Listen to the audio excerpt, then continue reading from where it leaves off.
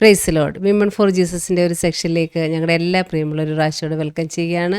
എല്ലാ ആഴ്ചയും പോലെ വളരെ അനുഗ്രഹിക്കപ്പെട്ട ഒരു സാക്ഷ്യവുമായിട്ടാണ് നിങ്ങൾ നടുവിലേക്ക് കടന്നു വന്നിരിക്കുന്നത്. നമുക്ക് പ്രാർത്ഥിച്ചാരംഭിക്കാം. പ്രാർത്ഥിക്കാം. പരിശുദ്ധ പിതാവേ, അനുഗ്രഹീതമാകുന്ന ഈ നല്ല സമയത്തിനായി ഞങ്ങൾ അങ്ങ് സ്തുതിക്കുന്നു, വാഴ്ത്തുന്നു. തിരുസന്നിധിയിലേക്ക് പിന്നെ നല്ലൊരു ജീവിതാനുഭവമായി കടന്നു വരുവാൻ തൊക്കണം. അവിടുന്ന് ഞങ്ങൾക്ക് നൽകിയ സാവകാശത്തിനായി സ്തോത്രം. കർത്താവേ, ഞങ്ങളുടെ ക്രോശങ്ങളെ ക്ഷമിച്ച ദൈവമഹത്വം ഞങ്ങളിലൂടെ വെളിപ്പെടണം. മുറ്റുമായി സമർപ്പിക്കുകയാണ്. വൻ കാര്യങ്ങളെ നീ ചെയ്യാൻ പോകുന്നത് കൊണ്ട് സ്തോത്രം. പ്രത്യേകമായി ഞങ്ങളുടെ നടുവിലേക്ക് അയച്ചിരിക്കുന്ന അവിടുത്തെ മകൾക്കായി ഞങ്ങൾ അങ്ങ് സ്തുതിക്കുന്നു. എൻ്റെ ജീവിതാനുഭവങ്ങൾ ഞങ്ങൾക്ക് വലിയ ആത്മീക അനുഗ്രഹത്തിന് കാരണമായി തീരുവാൻ പോകുന്നതുകൊണ്ട് സ്തോത്രം. ഞങ്ങളുടെ സിസ്റ്റം നെറ്റ്വർക്ക് എല്ലായിടത്തെ കരങ്ങളിലേക്ക് ഏൽപ്പിച്ച് പ്രാർത്ഥിക്കുന്നു. പരിശുദ്ധാത്മാവിൻ്റെ പ്രത്യേക സാന്നിധ്യം കൊണ്ട് നിറച്ചാട്ട്, അനുഗ്രഹിച്ചാട്ട്, സഹായിച്ചാട്ടപ്പ. യേശു മൂല്യം ഞങ്ങൾ താഴ്മയായി ചോദിക്കുന്നു, കേൾക്കുമാറണമേ. അമേൻ, അമേൻ, അമേൻ.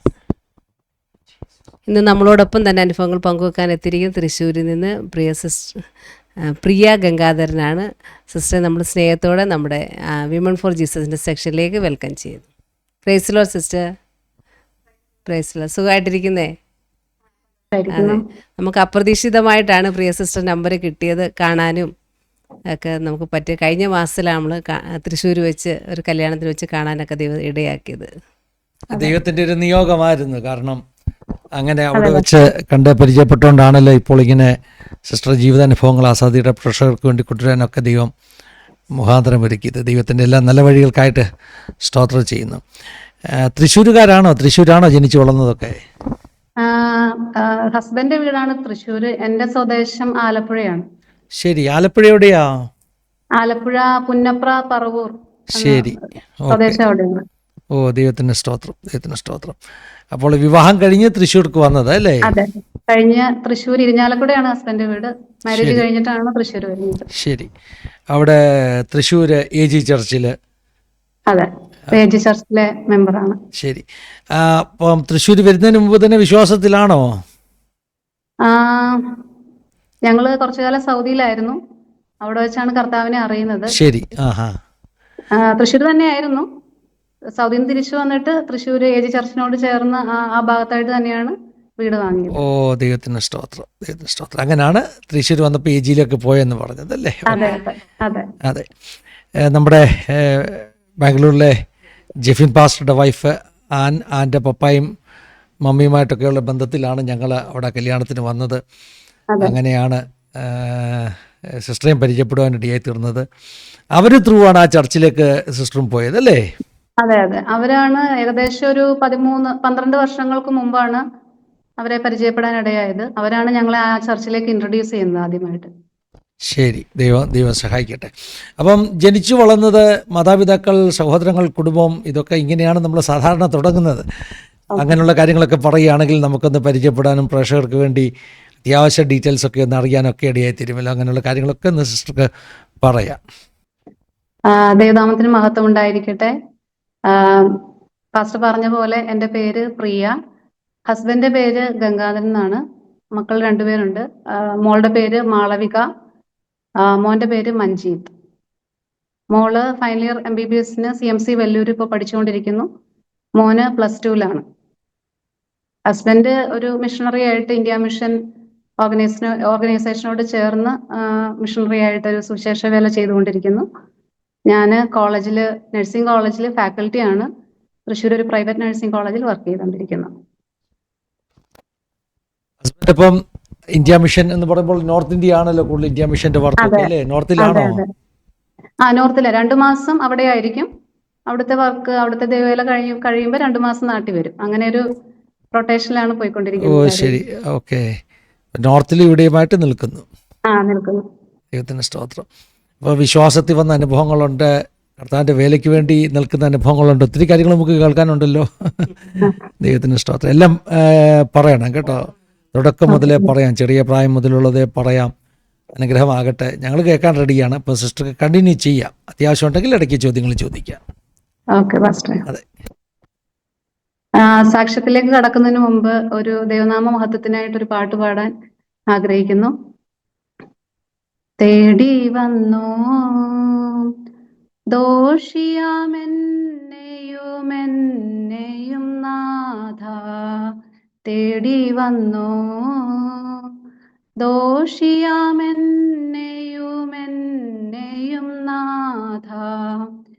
ഇത്രമാം സ്നേഹം ഉയിർ കൊടുത്തെനിക്കായി, ഇത്രമാം സ്നേഹം ഉയിർ കൊടുത്തെനിക്കായി, മന്നവ വർണ്ണിപ്പാനെഴുതല്ല എനിക്ക്, മന്നവ വർണ്ണിപ്പാനെഴുതല്ല എനിക്ക്. തേടി വന്നു ദോഷിയാമെന്നെയും നാഥ. ഈ പാട്ട് എൻ്റെ ജീവിതത്തിൽ ഏറ്റവും അന്വർത്ഥമായി സംഭവിച്ചൊരു പാട്ടാണ്. പാപിയായി ദോഷിയായിരുന്ന എന്നെ തെരഞ്ഞെടുത്തു. എൻ്റെ ഭവനത്തിൽ നിന്ന് അത്രയും എന്താ പറയുന്നത്, അത്രയും സ്നേഹവാനായ ദൈവം എന്നെ തെരഞ്ഞെടുത്തു, എന്നെ കണ്ടു. അതിന് ദൈവത്തിന് മഹത്വം കരയേറ്റുന്നു. ഞാൻ പറഞ്ഞതുപോലെ എൻ്റെ സ്വദേശം ആലപ്പുഴയിലാണ്. പറവൂർ പുന്നപ്ര വയലാർ ആ ഭാഗത്താണ് വീട്. എൻ്റെ അമ്മയുടെ പേര് ഓമന എന്നാണ്. ഞങ്ങളൊരു ഹിന്ദു നായർ സാധാരണ ഒരു കുടുംബത്തിൽ ജനിച്ചു വളർന്ന ഒരു അംഗമാണ്.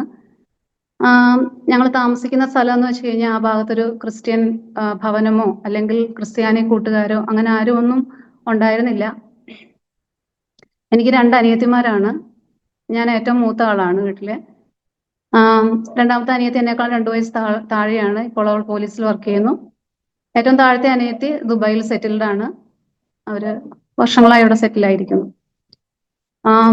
എൻ്റെ അച്ഛൻ പോലീസിലായിരുന്നു. വളരെ ചെറിയ പ്രായത്തിൽ തന്നെ മരിച്ചുപോയി. ഏകദേശം എൻ്റെ ഒരു 10-11 വയസ്സായ സമയത്ത് തന്നെ അച്ഛൻ മരിച്ചുപോയി. അകാലത്തിൽ മരണപ്പെട്ടു എന്ന് പറയാം. തികഞ്ഞൊരു മദ്യപാനിയായിരുന്നു. അപ്പൊ എൻ്റെ കുട്ടിക്കാലം എന്ന് പറയുന്നത് എൻ്റെ അനിയത്തിമാർക്കൊന്നും ഓർമ്മയുണ്ടാവും എന്നറിയില്ല. പക്ഷെ എനിക്ക് നല്ല ഓർമ്മകളാണ്. ഏകദേശം 11 വയസ്സ് 10 വയസ്സ് പ്രായമുള്ള ഒരു കുട്ടിയുടെ അനുഭവങ്ങളാണ് എനിക്ക് തുടക്കത്തിൽ തന്നെ പറയാനുള്ളത്. അപ്പം മദ്യപാന സ്വഭാവം വളരെ ഞങ്ങളുടെ ഭവനത്തെ ആടി ഉലച്ചു കളഞ്ഞു എന്ന് പറയാം. പലപ്പോഴും അമ്മയും അച്ഛനും തമ്മിലുള്ള ആ വഴക്കുകളും പ്രശ്നങ്ങളും, വീടിനുള്ളിൽ കയറാൻ പറ്റാത്ത അവസ്ഥകളും, പലപ്പോഴും അച്ഛൻ മദ്യപിച്ച് വന്നിട്ട് പുറത്ത് ഞങ്ങളെ മൂന്ന് പെൺകുട്ടികളാണല്ലോ, 3 പേരെയും പുറത്താക്കി അമ്മയും പുറത്താക്കി ഉള്ള അനുഭവങ്ങൾ. ഒത്തിരി രാത്രികൾ ഞങ്ങൾ മഴയത്തും വാതിലിന് പുറത്തായിട്ട് കഴിയേണ്ട അവസ്ഥകൾ വന്നിട്ടുണ്ട്. പക്ഷെ രാവിലെ ആകുമ്പോൾ അച്ഛൻ ഒത്തിരി മാറും. നാട്ടുകാർക്കൊക്കെ വളരെ പ്രിയപ്പെട്ടവനാണ്. വേണു സാർ എന്ന് പറയുമ്പോൾ ഭയങ്കര സന്തോഷമാണ് എല്ലാവർക്കും. പക്ഷെ വൈകുന്നേരം ഇങ്ങനെയുള്ള അവസ്ഥകൾ, അങ്ങനെയുള്ള കുറേ കാലങ്ങൾ അങ്ങനെ കടന്നുപോയി. പക്ഷെ എന്തു പറയാ, ഞങ്ങളുടെ നിർഭാഗ്യം എന്ന് പറയട്ടെ, അച്ഛൻ അങ്ങനെ മരണപ്പെട്ടു. തുടർന്ന് ഇത് ഏറ്റവും എന്നെയാണ് അതിൻ്റെ ആ ഒരു ആഘാതം ബാധിച്ചതെന്ന് പറയാം. അച്ഛൻ മരിച്ചു കഴിഞ്ഞപ്പോൾ എൻ്റെ ആ ഒരു ആശ്രയം, എന്താ പറയുന്നത്, അച്ഛൻ മരിക്കുമ്പോൾ നമ്മുടെ പേരന്റ് മരിക്കുമ്പോഴുള്ള ആ ഒരു വിഷമവും സങ്കടവും ഏറ്റവും കൂടുതലായിട്ട് ബാധിച്ച എന്നെയായിരുന്നു. എൻ്റെ താഴത്തെ അനിയത്തി അന്ന് 4 വയസ്സ് 5 വയസ്സ് മാത്രമേ പ്രായമുള്ളൂ. പക്ഷെ എനിക്കത് ഭയങ്കര ഒരു ആഘാതമായി. സ്കൂളിൽ പോകുമ്പോഴും വരുമ്പോഴും എപ്പോഴും എൻ്റെ ചിന്തയാ, ഇനി എന്താണ് എനിക്കുള്ള പ്രത്യാശ, എന്താണ് ഈ ലോകത്തിൽ, അമ്മയ്ക്ക് എങ്ങനെ ഞങ്ങളെ നോക്കാൻ പറ്റും. അപ്പം അങ്ങനെയുള്ള ചിന്തകൾ എൻ്റെ ജീവിതത്തിൽ ഒരു വെല്ലുവിളിയായിട്ട് മുൻപിൽ നിന്നു. പക്ഷെ അമ്മ വളരെ ചലഞ്ചിങ് ആയിരുന്നു. വളരെ സ്ട്രിക്റ്റ് ആയിട്ടൊരു അമ്മ.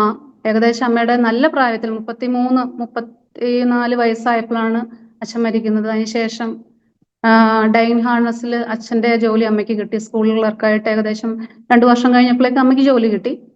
അമ്മ അതിനുശേഷം ഞങ്ങളെ വളരെ നല്ല രീതിയിൽ തന്നെ വളർത്തി. അമ്മയുടെ വളരെ വലിയൊരു ആഗ്രഹമായിരുന്നു ഞങ്ങളെ എഡ്യൂക്കേറ്റഡ് ആക്കുക എന്നുള്ളത്. 3 പേരും നന്നായി പഠിക്കുമായിരുന്നു. അപ്പം ആ ഒരു നിലവാരത്തിൽ ഞങ്ങളെ പഠിപ്പിക്കാൻ അമ്മ ശ്രമിച്ചു. അമ്മ വളരെ സ്ട്രിക്റ്റ് ആയിരുന്നു. പ്രത്യേകിച്ച് ആ ഒരു പെൺകുട്ടികളായതുകൊണ്ട് മറ്റുള്ളവരുമായിട്ട് ഇടപഴകാനും മറ്റുള്ള ഭവനത്തിൽ പോകുവാനൊന്നും അനുവദിച്ചില്ല. വളരെ സ്ട്രിക്റ്റ് ആയിരുന്നു. പക്ഷെ ഞാൻ കുറച്ച് അവരെക്കാളും കുറുമ്പത്തിയായിരുന്നു. അപ്പൊ അതുകൊണ്ട് ചിലപ്പോൾ അമ്മ പറയുന്നതും ചെറിയ അനുസരണക്കേട് ചെറുതായിട്ട് കാണിച്ചു. അതിൻ്റെയൊക്കെ അടിയും ഇഷ്ടംമാതിരി എനിക്ക് അവരെക്കാളും കൂടുതൽ അധികമായിട്ട് കിട്ടി. അമ്മയെ പേടിയാണെങ്കിൽ പോലും കളിക്കാനും മറ്റു കാര്യങ്ങൾക്കൊക്കെ പോകുമല്ലോ. പക്ഷെ അമ്മയ്ക്ക് അത് താല്പര്യമില്ല. കാരണം ആ ഒരു ഏജിന്റെ ആയിരിക്കാം. ഇന്നത് എനിക്ക് മനസ്സിലാവുന്നുണ്ട് എന്തുകൊണ്ടാണ് അമ്മ അങ്ങനെ ചെയ്തതെന്നുള്ളത്. പക്ഷെ അന്ന് അതൊക്കെ എൻ്റെ ഹൃദയത്തിൽ ഒരു വേദനയായിരുന്നു. അമ്മ എന്തുകൊണ്ട് ഇങ്ങനെ ഓവർ സ്ട്രിക്റ്റ് ആകുന്നു, എന്തുകൊണ്ട് ഇങ്ങനെയൊക്കെ ചെയ്യുന്നു എന്നുള്ള ആ ഒരു വേദനയും. ഭയങ്കര ഹോപ്പ്ലെസ് ആയിരുന്നു. പ്രത്യാശയില്ല. എന്താണ് ഇനി ജീവിതം, മുമ്പോട്ട് അമ്മ എങ്ങനെ ഞങ്ങളെ കൊണ്ടുപോകും എന്നുള്ള ചോദ്യങ്ങളൊക്കെ എൻ്റെ മുൻപിലുണ്ടായിരുന്നു. പഠനത്തിൽ വളരെ മുൻപന്തിയിലായിരുന്ന ഞാൻ പിന്നെ മുൻപോട്ട് ഏകദേശം 7th 8th ഒക്കെ ആകുമ്പോൾ നല്ല മാർക്കോട് കൂടി, നല്ല ഡിസ്റ്റിങ്ഷൻ, അബോവ് ഡിസ്റ്റിങ്ഷൻ മാർക്കോട് കൂടി പോയിരുന്ന ഞാൻ 9th 10th ഒക്കെ ആയപ്പോഴേക്കും പതുക്കെ പുറകോട്ട് വരാൻ തുടങ്ങി. സ്കൂളിലെ ടീച്ചേഴ്സിനൊക്കെ ഭയങ്കര പ്രതീക്ഷയായിരുന്നു. പക്ഷെ എൻ്റെ ഈ ഒരു ഹോപ്പ്ലെസ്നെസ്, ഒരു പ്രത്യാശയില്ലായ്മ, ജീവിതത്തെക്കുറിച്ചുള്ള കാഴ്ചപ്പാട് അതെല്ലാം എന്നെ പഠനത്തിൽ നിന്നും പുറകോട്ട് വലിച്ചു. എങ്കിൽ പോലും ഞാൻ പഠിച്ചു, ഹൈ ഫസ്റ്റ് ക്ലാസ് വാങ്ങി പാസ്സായി. അത് അമ്മയ്ക്ക് ഭയങ്കര വിഷമമായിരുന്നു. കാരണം എന്നിൽ നിന്ന് ഒത്തിരി പ്രതീക്ഷയുള്ളത് കൊണ്ട് അത് അമ്മയ്ക്കൊരു വിഷമമായിരുന്നു. എങ്കിൽ പോലും പിന്നെ പ്രീ ഡിഗ്രി പോയി. അതിലും അത്യാവശ്യം ഒന്നിനും തോക്കാതെ, പ്രതീക്ഷിച്ച മാർക്ക് കിട്ടാതെ അതിലും പാസ്സായി പോയി. അങ്ങനെ ഞാൻ തുടർന്ന് ഡിഗ്രി പഠനത്തിനായി ആലപ്പുഴ സെന്റ് ജോസഫ്സ് കോളേജിൽ BSc കെമിസ്ട്രിക്ക് ചേർന്നു. അവിടെ എൻ്റെ കൂട്ടുകാർക്കെല്ലാം ടീച്ചേഴ്സ് ആവാനായിരുന്നു മോഹം. എനിക്ക് അങ്ങനെ തന്നെയായിരുന്നു ആഗ്രഹം. കാരണം എൻ്റെ കുടുംബത്തിൽ കൂടുതൽ അമ്മായി, അതുപോലെ കുഞ്ഞമ്മ, അവരെല്ലാവരും ടീച്ചേഴ്സ് ആയിരുന്നു. അപ്പം ആ ഒരു നിലവാരത്തിൽ അവരുടെ ഒപ്പം ടീച്ചറായിട്ട് പോകണം. പലപ്പോഴും കുഞ്ഞമ്മേനൊക്കെ എന്നെ സ്കൂളിൽ കൊണ്ടുപോകാറുണ്ട്. അപ്പം അവരുടെ രീതികളും കുട്ടികളുടെ ഇടപഴകലൊക്കെ കാണുമ്പോൾ എനിക്ക് അതിനോടൊരു താല്പര്യം തോന്നി. അങ്ങനെ ടീച്ചിങ്ങിലായിരുന്നു എനിക്ക് ഭയങ്കര ഇഷ്ടം. പക്ഷേ 2-3 മാസം കഴിഞ്ഞപ്പോൾ എൻ്റെ അമ്മാവൻ ആർമിയിൽ ലാബ് ടെക്നീഷ്യനാണ്. അമ്മാവൻ നാട്ടിൽ വന്നപ്പോൾ എന്നോട് ഇങ്ങനെ ചോദിച്ചു, മോളെ എന്തുകൊണ്ട് നഴ്സിങ്ങിന് പഠിച്ചുകൂടാ, നഴ്സിംഗ് നല്ലൊരു കോഴ്സാണ്, മോൾ അത് പോയിക്കൂടെ എന്ന് ചോദിച്ചു. അപ്പം ഞാൻ പറഞ്ഞു, എനിക്ക് അതിനോട് താല്പര്യമില്ല. നമ്മുടെ അന്നത്തെ കുട്ടിക്കാലത്തുള്ള ചിന്തകൾ, നഴ്സ് എന്ന് പറയുമ്പോൾ ഇഞ്ചക്ഷൻ ട്രെയും കൊണ്ട് നടക്കുന്ന ഒരു നഴ്സ്, ആ ഒരു പേടി ഉള്ളിലുള്ളത് കൊണ്ട് എനിക്ക് അതിനോട് താല്പര്യമില്ല. ഒരു നഴ്സ് ആവണം എന്ന് പറഞ്ഞാൽ അതിനൊരു വേറൊരു വശമുണ്ട്, വേറൊരു സാധ്യതയുണ്ടെന്ന് മനസ്സിലാക്കാനുള്ള അന്നത്തെ കാലത്ത് അറിവുണ്ടായിരുന്നില്ല. നമ്മുടെ കുടുംബത്തിൽ ആരും ഉണ്ടായിരുന്നില്ല, പരിസരത്തും അങ്ങനെ ഉണ്ടായിരുന്നില്ല. അപ്പം മാമൻ ഇങ്ങനെ പറഞ്ഞപ്പോഴേക്കും എനിക്ക് അതിനോട് താല്പര്യമില്ല. അപ്പം ഞാൻ പറഞ്ഞു, മാമ എനിക്ക് ടീച്ചർ ആവണമെന്ന് ആഗ്രഹം, നഴ്സിങ്ങിന് പോയി കഴിഞ്ഞാൽ നഴ്സല്ലേ ആവാൻ പറ്റുള്ളൂ എന്ന് പറഞ്ഞു. അപ്പം പറഞ്ഞു, അല്ല മോളെ, അങ്ങനല്ല, അതിന് വേറെയും സാധ്യതകളുണ്ട്, നഴ്സ് മാത്രമല്ല ടീച്ചർ ആകാനും സാധിക്കും. അപ്പോഴേക്കും കേരളത്തിലെ ആപ്ലിക്കേഷൻസ് എല്ലാം വിളിച്ചു കഴിഞ്ഞു, എൻട്രൻസ് കഴിഞ്ഞു. അപ്പം എനിക്കതിൽ അപ്ലൈ ചെയ്യാൻ പറ്റിയില്ല. പിന്നെ അന്നത്തെ 95, 93, 94 കാലഘട്ടങ്ങളിലാണ് ഞാൻ പ്രീ ഡിഗ്രി കഴിഞ്ഞത്. അപ്പോഴേക്കും ആപ്ലിക്കേഷൻസ് എല്ലാം കഴിഞ്ഞു. പ്രൈവറ്റ് കോളേജൊന്നും ഇല്ല ഇന്നത്തെ പോലെ. അതുകൊണ്ട് പിന്നെ മറ്റ് ഔട്ട് ഓഫ് സ്റ്റേറ്റ് കോളേജുകളിൽ നോക്കി. അങ്ങനെ എനിക്ക് കർണാടകയിൽ അഡ്മിഷൻ ലഭിച്ചു. കർണാടക ബോർഡറിലാണ് ഞാൻ ഒരു പ്രൈവറ്റ് നഴ്സിംഗ് കോളേജിൽ അഡ്മിഷൻ ലഭിച്ചു.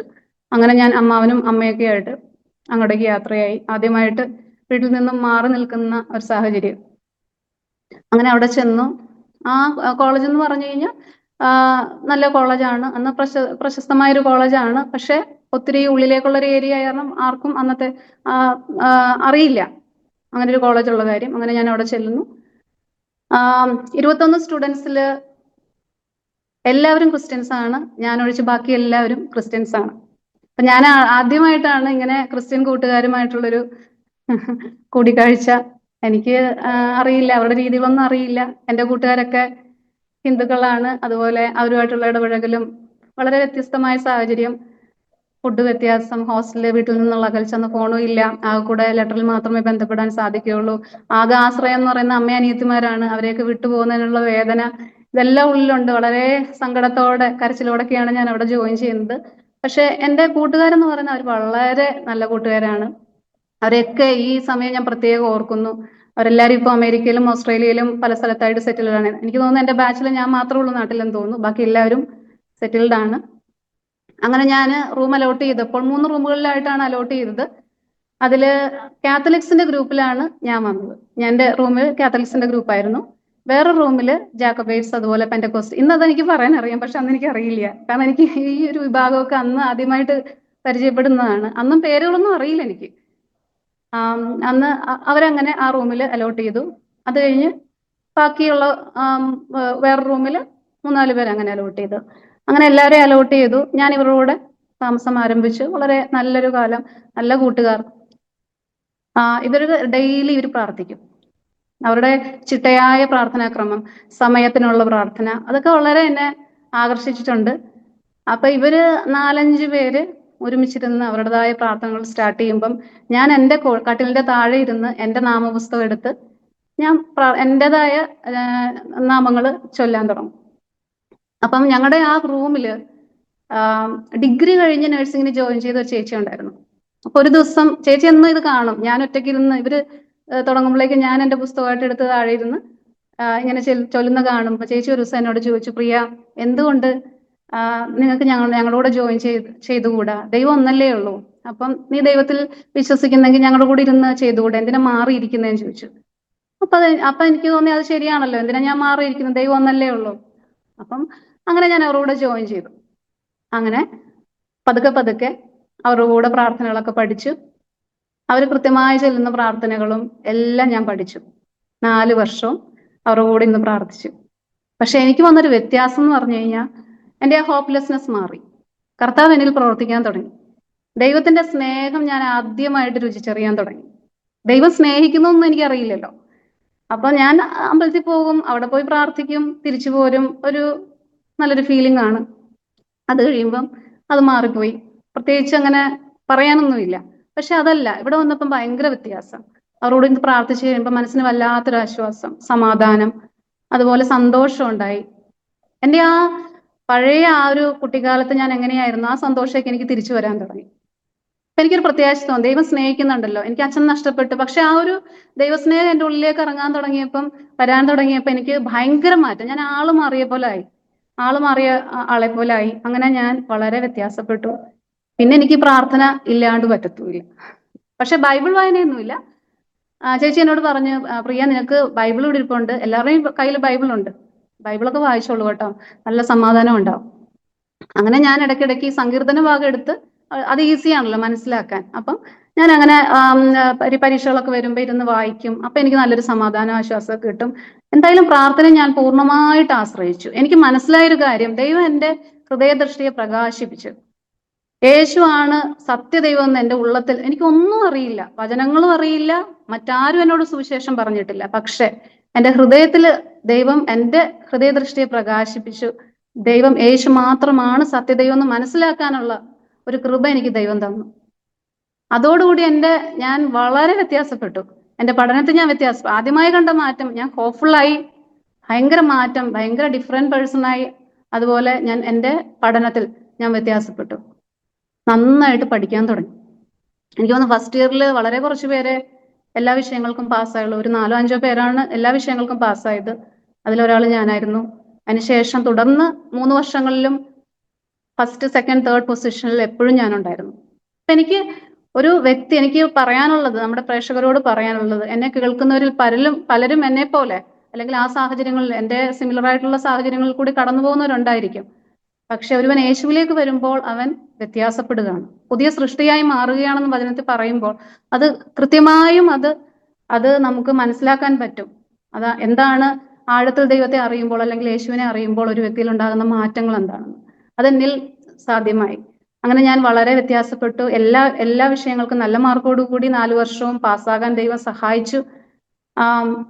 അതിനുശേഷം 4 വർഷം കഴിഞ്ഞപ്പം ഇവര് കോഴ്സ് എല്ലാം കഴിഞ്ഞു, സന്തോഷമായിട്ട് കംപ്ലീറ്റ് ആക്കി, രജിസ്ട്രേഷൻ ഒക്കെ കംപ്ലീറ്റ് ആക്കി. അവിടുന്ന് തിരിച്ച് ബാംഗ്ലൂരിൽ കൗൺസിൽ രജിസ്ട്രേഷൻ കഴിഞ്ഞു തിരിച്ചു വന്നപ്പോൾ എൻ്റെ ഈ റൂമിലുള്ള കൂട്ടുകാർ ഒരു തീരുമാനം എടുത്തു, നമുക്ക് ധ്യാനത്തിന് പോയാൽ എന്താ.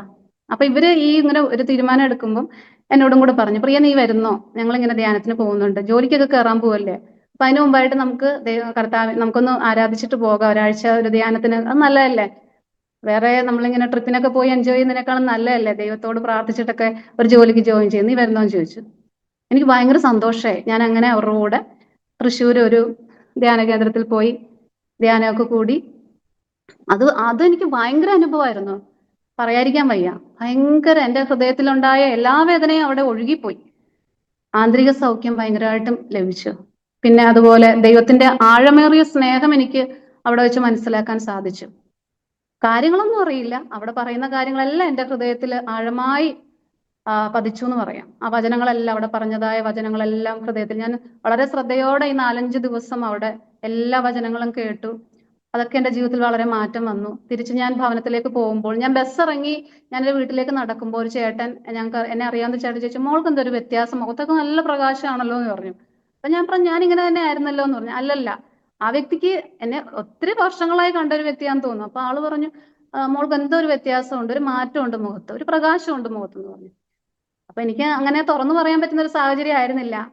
അപ്പൊ ഞാൻ പറഞ്ഞു, ആ ചേട്ടന് തോന്നിയതായിരിക്കാം, എനിക്ക് സന്തോഷമുണ്ട്, അത്രേ ഉള്ളൂ കാര്യം എന്ന് പറഞ്ഞ് ഞാൻ വീട്ടിലേക്ക് എത്തി. ഞാൻ അവിടെ കേട്ട കാര്യങ്ങൾ ആദ്യം ദിവസം മുതൽ അവസാനം വരെ എന്തൊക്കെ സംഭവിച്ചു, എൻ്റെ അമ്മയോടും അനിയത്തിമാരോടും എല്ലാ കാര്യങ്ങളും തുറന്നു പറഞ്ഞു. അമ്മയോട് പറഞ്ഞു, അമ്മേ ജ്യോതിഷം തെറ്റാണ്, നമ്മളിങ്ങനെ അമ്പലത്തിൽ പോയി ദൈവത്തോട് പ്രാർത്ഥിക്കുന്നതും മറ്റു കാര്യങ്ങളൊക്കെ തെറ്റാണ് അമ്മേ, അങ്ങനെ ചെയ്യാൻ പാടില്ല, സത്യദൈവം യേശു മാത്രമേ ഉള്ളൂ. ഇതൊക്കെ ഞാൻ അവിടെ വന്ന് പറയാം. അപ്പൊ എൻ്റെ കയ്യിൽ കുറെ പുസ്തകങ്ങളും കാര്യങ്ങളെല്ലാം ഉണ്ട്, ഇതെല്ലാം ഞാൻ അവരെ കൊണ്ട് കാണിച്ചു. അമ്മ ഇതൊക്കെ മനസ്സിലാക്കണം എന്ന് അവരോട് എല്ലാ കാര്യങ്ങളും ഞാൻ പറഞ്ഞു. കുറച്ച് നാള് അവരൊക്കെ പ്രാർത്ഥിച്ചു. എൻ്റെ ഓർമ്മയിൽ എൻ്റെ അനിയത്തിമാരൊക്കെ പ്രാർത്ഥിച്ചു. എൻ്റെ ആ ഒരു ഇൻഫ്ലുവൻസിൽ ചെയ്തു പോന്നു. പക്ഷേ അവരാരും അത് കണ്ടിന്യൂ ചെയ്തില്ല. ഞാനത് കണ്ടിന്യൂ ചെയ്തു. കാരണം എനിക്ക് ദൈവത്തെ മറക്കാൻ പറ്റില്ല. കാരണം എൻ്റെ ജീവിതത്തിൽ ദൈവം ചെയ്ത ഉപകാരങ്ങളെ ഒരിക്കലും, ദൈവത്തെ യഥാർത്ഥമായിട്ട് ആഴത്തിൽ രുചിച്ചറിഞ്ഞ ഒരു വ്യക്തിക്ക് ഒരിക്കലും യേശുവിനെ വിട്ടുകളയാൻ പറ്റത്തില്ല. സോ അതുകൊണ്ട് ഞാൻ എൻ്റെ ദൈവത്തെ കൂടെ കൊണ്ടു നടന്നു. അങ്ങനെ ഞാൻ തൃശ്ശൂർ ഒരു പ്രൈവറ്റ് കോളേജിൽ വീണ്ടും നഴ്സിംഗ് ട്യൂട്ടറായിട്ട് ഞാൻ ജോയിൻ ചെയ്തു. അവിടെ വെച്ച് ഞാൻ ഇതുപോലെ തന്നെ എല്ലാ ആഴ്ചയിലും തൃശ്ശൂരുള്ള പള്ളികളിലൊക്കെ പോകും. എല്ലാ ആഴ്ചയിലും പള്ളിയിൽ പോയി പ്രാർത്ഥിക്കും. വളരെ സന്തോഷം. അങ്ങനെ കഴിഞ്ഞു പോയി. തുടർന്ന് 2 വർഷം കഴിഞ്ഞപ്പോൾ പ്രപ്പോസൽസ് ഒക്കെ വരാൻ തുടങ്ങി. ഞാൻ മൂത്ത കുട്ടിയാണല്ലോ. അപ്പം പ്രപ്പോസൽസ് ഒക്കെ വന്നു. 1-2 ആലോചനയൊക്കെ വന്നു. അത് ശരിയായില്ല. 3-മത്തെ ആലോചനയാണ് എൻ്റെ ഹസ്ബൻഡ് ആലോചന. ആളുടെ ആലോചന വന്നപ്പം എനിക്ക് എൻ്റെ ഉള്ളത്തിൽ തോന്നിച്ചു, ഈ വ്യക്തിയോട് കർത്താവിന്റെ സ്നേഹം പറയണം. കാരണം എൻ്റെ അനുഭവം മറ്റ് 2 വ്യക്തികളോടും ഞാൻ പറഞ്ഞിട്ടില്ല. പക്ഷെ ഈ വ്യക്തിയോട് എനിക്ക് പറയണം എന്ന് ഉള്ളിൽ നിന്നൊരു പ്രേരണ ഉണ്ടായി. ഞാൻ എൻ്റെ ഹസ്ബൻഡിനോട് ഞാനിങ്ങനെ പറഞ്ഞു, എനിക്ക് യേശുവിനോടാണ് സ്നേഹം, എനിക്ക് പള്ളിയിൽ പോകണം. എൻ്റെ ആഗ്രഹം എന്ന് പറഞ്ഞാൽ ക്രിസ്ത്യൻ വ്യക്തിയെ കല്യാണം കഴിക്കണം എന്നാണ് ആഗ്രഹം. പക്ഷെ അതൊരിക്കലും നടപ്പാവില്ല. പക്ഷെ ഈ വ്യക്തിയോട് പറഞ്ഞാലൊരു മാറ്റം ഉണ്ടാകും എന്ന് എനിക്ക് എൻ്റെ മനസ്സിൽ തോന്നി. ആളോട് ഞാൻ പറഞ്ഞു, എനിക്ക് പള്ളിയിൽ പോകണം, ആഴ്ചയിൽ എനിക്കിങ്ങനെ എനിക്കതിന് തടസ്സം ഉണ്ടാവുകയാണെങ്കിൽ നമുക്ക് മാരേജ് മുമ്പോട്ട് പോകണ്ട. അപ്പം ഇതെല്ലാം തുറന്നു പറഞ്ഞിട്ട് സമ്മതമാണെങ്കിൽ മാത്രം നമുക്ക് പ്രൊസീഡ് ചെയ്താൽ മതി. എനിക്കെന്തോ ഒരു സമാധാനം, അത് പറഞ്ഞു കഴിഞ്ഞപ്പോഴാണ് ഒരു സമാധാനം കിട്ടിയത്. അപ്പോൾ ഇത് മാറിപ്പോകുന്നെങ്കിൽ പോയിക്കോട്ടെ എന്ന് വിചാരിച്ച എല്ലാ കാര്യങ്ങളും തുറന്നു പറഞ്ഞു. എന്നെ വളരെ അത്ഭുതപ്പെടുത്തിക്കൊണ്ട് എൻ്റെ ഹസ്ബൻഡ് പറഞ്ഞു, എനിക്കൊരു കുഴപ്പമില്ല, വിശ്വാസം അങ്ങനെയാണെങ്കിൽ ചെയ്തോളൂ, എനിക്ക് യാതൊരു ബുദ്ധിമുട്ടും ഇല്ല. എനിക്ക് ഭയങ്കര സന്തോഷമായി. ആ ഒരൊറ്റ കാര്യത്തിൽ ഞാൻ ആ പ്രപ്പോസലിന് അഗ്രി ചെയ്തു. അങ്ങനെ ഞങ്ങളുടെ മാരേജ് 2003 കഴിഞ്ഞു. തുടർന്ന് മോളുണ്ടായി. വളരെ വലിയ കുഴപ്പമില്ലാതെ കുടുംബജീവിതം പോയി. അവരുടെ ഭവനത്തിൽ ചെന്നു. അവിടെ ചെന്നപ്പോഴാണ് എനിക്ക് മനസ്സിലായത്, തൃശ്ശൂർക്കാരുടെ ആ ഭക്തി എന്ന് പറഞ്ഞാൽ വളരെ ആഴമേറിയ ഭക്തിയാണ്. ആഴമേറിയ ഭക്തി എന്ന് പറഞ്ഞാൽ വളരെ ഓർത്തഡോക്സ് ഫാമിലിയാണ് എൻ്റെ ഹസ്ബൻഡിന്റെ ഫാമിലി. അച്ഛൻ്റെ ഫാമിലി എന്ന് പറഞ്ഞാൽ മുത്തച്ഛനൊക്കെ പൂജാരിയായിരുന്നു. ഒരു നമ്പൂതിരി ബാക്ക്ഗ്രൗണ്ടാണ് എൻ്റെ ഹസ്ബൻഡിന്. സോ അന്നത്തെ കാലത്ത് ഇങ്ങനെ സംബന്ധം എന്നൊക്കെ പറയും. അതായത് അതായത് നമ്പൂതിരി മേനോൻ സ്ത്രീയെ കല്യാണം കഴിച്ച് അങ്ങനെ ഒരു ഇതിലേക്ക് വന്ന ഒരു നായർ കുടുംബമാണ് എൻ്റെ ഹസ്ബൻഡിന്റെ കുടുംബം. അവർ ആക്ച്വലി മേനോൻ ഫാമിലിയാണ്. പക്ഷേ ബാക്ക്ഗ്രൗണ്ട് ഇങ്ങനെയാണ്. അവര് നോൺ വെജ് ഒന്നും കഴിക്കില്ല. അപ്പൊ അങ്ങനെ ഒരു ഫാമിലി, നല്ലൊരു ഓർത്തഡോക്സ് ഫാമിലി, വളരെ നല്ല മനുഷ്യരാണ്. എൻ്റെ ഇൻലോസ് ഒക്കെ വളരെ നല്ല മനുഷ്യരാണ്. അവർ 6 മക്കളാണ് ഹസ്ബൻഡിന്റെ ഫാമിലി. എൻ്റെ ഹസ്ബൻഡ് 2-മത്തെ മകനാണ്. അങ്ങനെ അവിടെ വീട്ടിൽ ചെന്നപ്പോഴാണ് എനിക്ക് വ്യത്യാസങ്ങൾ മനസ്സിലായത്. ഇവിടെ ഒന്നും നടക്കില്ല. എന്നുവെച്ചാൽ നമുക്ക് നമ്മുടേതായ ഈ കാര്യങ്ങളൊന്നും പറയാൻ സാധിക്കത്തില്ല. പക്ഷെ എനിക്ക് ധൈര്യം എൻ്റെ ഹസ്ബൻഡിനോട് പറഞ്ഞിട്ടുണ്ടല്ലോ, ഞങ്ങൾ രണ്ടുപേരും അത് രഹസ്യമാക്കി വെച്ചു. ഞാൻ അപ്പോഴും ജോലിക്ക് പോയി, പള്ളിയിലും പോയി, അങ്ങനെ സന്തോഷമായിട്ടിരുന്നു. 2005-2007 സമയങ്ങളിൽ എനിക്ക് ചാലക്കുടിയിൽ ഒരു കോളേജിലേക്ക് പുതിയൊരു ജോലിക്കായി, മോള് ഡെലിവറിക്ക് ശേഷം അവിടേക്ക് പുതിയ ജോലി കിട്ടി. അങ്ങനെ ഞങ്ങൾ ആദ്യമായിട്ട് റെന്റ് ഹൗസിലേക്ക് മാറി. 2005 പകുതിയോടുകൂടി എനിക്ക് PGക്ക് അഡ്മിഷൻ കിട്ടി. ഞാൻ PG സൈക്യാട്രിക് നഴ്സിംഗിലാണ് ചെയ്തിരിക്കുന്നത് 2005 മുതൽ 7 വരെ. 2007 ഞാൻ സൈക്യാട്രിക് നഴ്സിംഗിൽ സ്പെഷ്യലൈസ് ചെയ്തു. കോയമ്പത്തൂരാണ് ഞാൻ പഠിച്ചത്. അതിനുശേഷം കോഴ്സ് കംപ്ലീറ്റ് ആക്കി 2007 ഞാൻ ഇപ്പം വർക്ക് ചെയ്യുന്ന അതേ കോളേജിൽ തന്നെ ഞാൻ ജോയിൻ ചെയ്തു. അപ്പോഴും തൃശ്ശൂർ ഞങ്ങൾ വീണ്ടും റെന്റ് ഹൗസിൽ താമസിച്ച് വളരെ സന്തോഷകരമായ കുടുംബജീവിതം അങ്ങനെ മുമ്പോട്ട് പോകുന്നു. അതിനുശേഷം 2008 മോനുണ്ടായി. അങ്ങനെ 2 വർഷം, ഏകദേശം 2010 വരെ ഞങ്ങൾ തൃശ്ശൂർ അവിടെ ഇവിടെയായി റെന്റ് ഹൗസിൽ താമസിച്ചു. ആ സമയത്ത് ഇരിഞ്ഞാലക്കുടയിലാണെന്ന് പറഞ്ഞല്ലോ ഹസ്ബൻഡിന്റെ വീട്. അപ്പം ഹസ്ബൻഡിന്റെ അച്ഛനൊരു താല്പര്യം, കാരണം അവിടെ ഹസ്ബൻഡിന്റെ പെങ്ങള് അതുപോലെ അനിയൻ അവരൊക്കെ വീട് വെച്ച് താമസം തുടങ്ങി. അപ്പം ഞങ്ങളും അങ്ങോട്ടേക്ക് വരാനൊരു താല്പര്യം, അച്ഛനെ എല്ലാ മക്കളും അടുത്ത് താമസിക്കാനൊരു താല്പര്യം കൊണ്ട് അങ്ങനെ ഞങ്ങളെ അങ്ങോട്ടേക്ക് ക്ഷണിച്ചു. ഞങ്ങൾ ആ സമയത്ത് ഇവിടെ തൃശ്ശൂർ പല വീടുകൾ പോയി കണ്ടു. പക്ഷെ അതൊന്നും ശരിയായില്ല. പിന്നെ അച്ഛൻ പറഞ്ഞത് കൊണ്ട് ഹസ്ബൻഡിന് വളരെ താല്പര്യമായി. അച്ഛൻ പറഞ്ഞതല്ല നമ്മളങ്ങനെ അച്ഛന്റെ വാക്ക് വാക്കിന് വില കൊടുക്കണം, തീർച്ചയായിട്ടും അത് നമ്മൾ റെസ്പെക്ട് ചെയ്യണം. അങ്ങനെ ഒരു ഇതിൽ അച്ഛൻ പറഞ്ഞത് കേട്ട് ഞങ്ങൾ ഇരിഞ്ഞാലക്കുടയിൽ ഒരു വീട് വാങ്ങി. അതിനുശേഷം അത് വീട് വാങ്ങിയിട്ടാണ് ഞങ്ങളുടെ ജീവിതത്തിലെ ടേണിംഗ് പോയിന്റ് വരുന്നത്. ഒത്തിരി ട്രാജഡീസ് ജീവിതത്തിൽ ഉണ്ടാകുന്നു. അതിനുശേഷം 2010 വരെ, ജനുവരി വരെ വലിയ കുഴപ്പമില്ലാതെ പോയി. വീട് വാങ്ങി 3-ാമത്തെ ദിവസം ഞാൻ ഹസ്ബൻഡ് തൃശ്ശൂർ ആ സമയത്ത് ഹസ്ബൻഡ് ഇൻഷുറൻസിലായിരുന്നു. ഇൻഷുറൻസിൽ മാനേജറായിട്ട് വർക്ക് ചെയ്യുമായിരുന്നു. അങ്ങനെ ഞങ്ങൾ രണ്ടും കൂടെ തൃശ്ശൂരിൽ നിന്ന് ഇരിഞ്ഞാലക്കുട കൊടുങ്ങല്ലൂർ റൂട്ടിൽ ബൈക്കിൽ പോകുന്ന സമയത്ത് വണ്ടി സ്കിഡായി.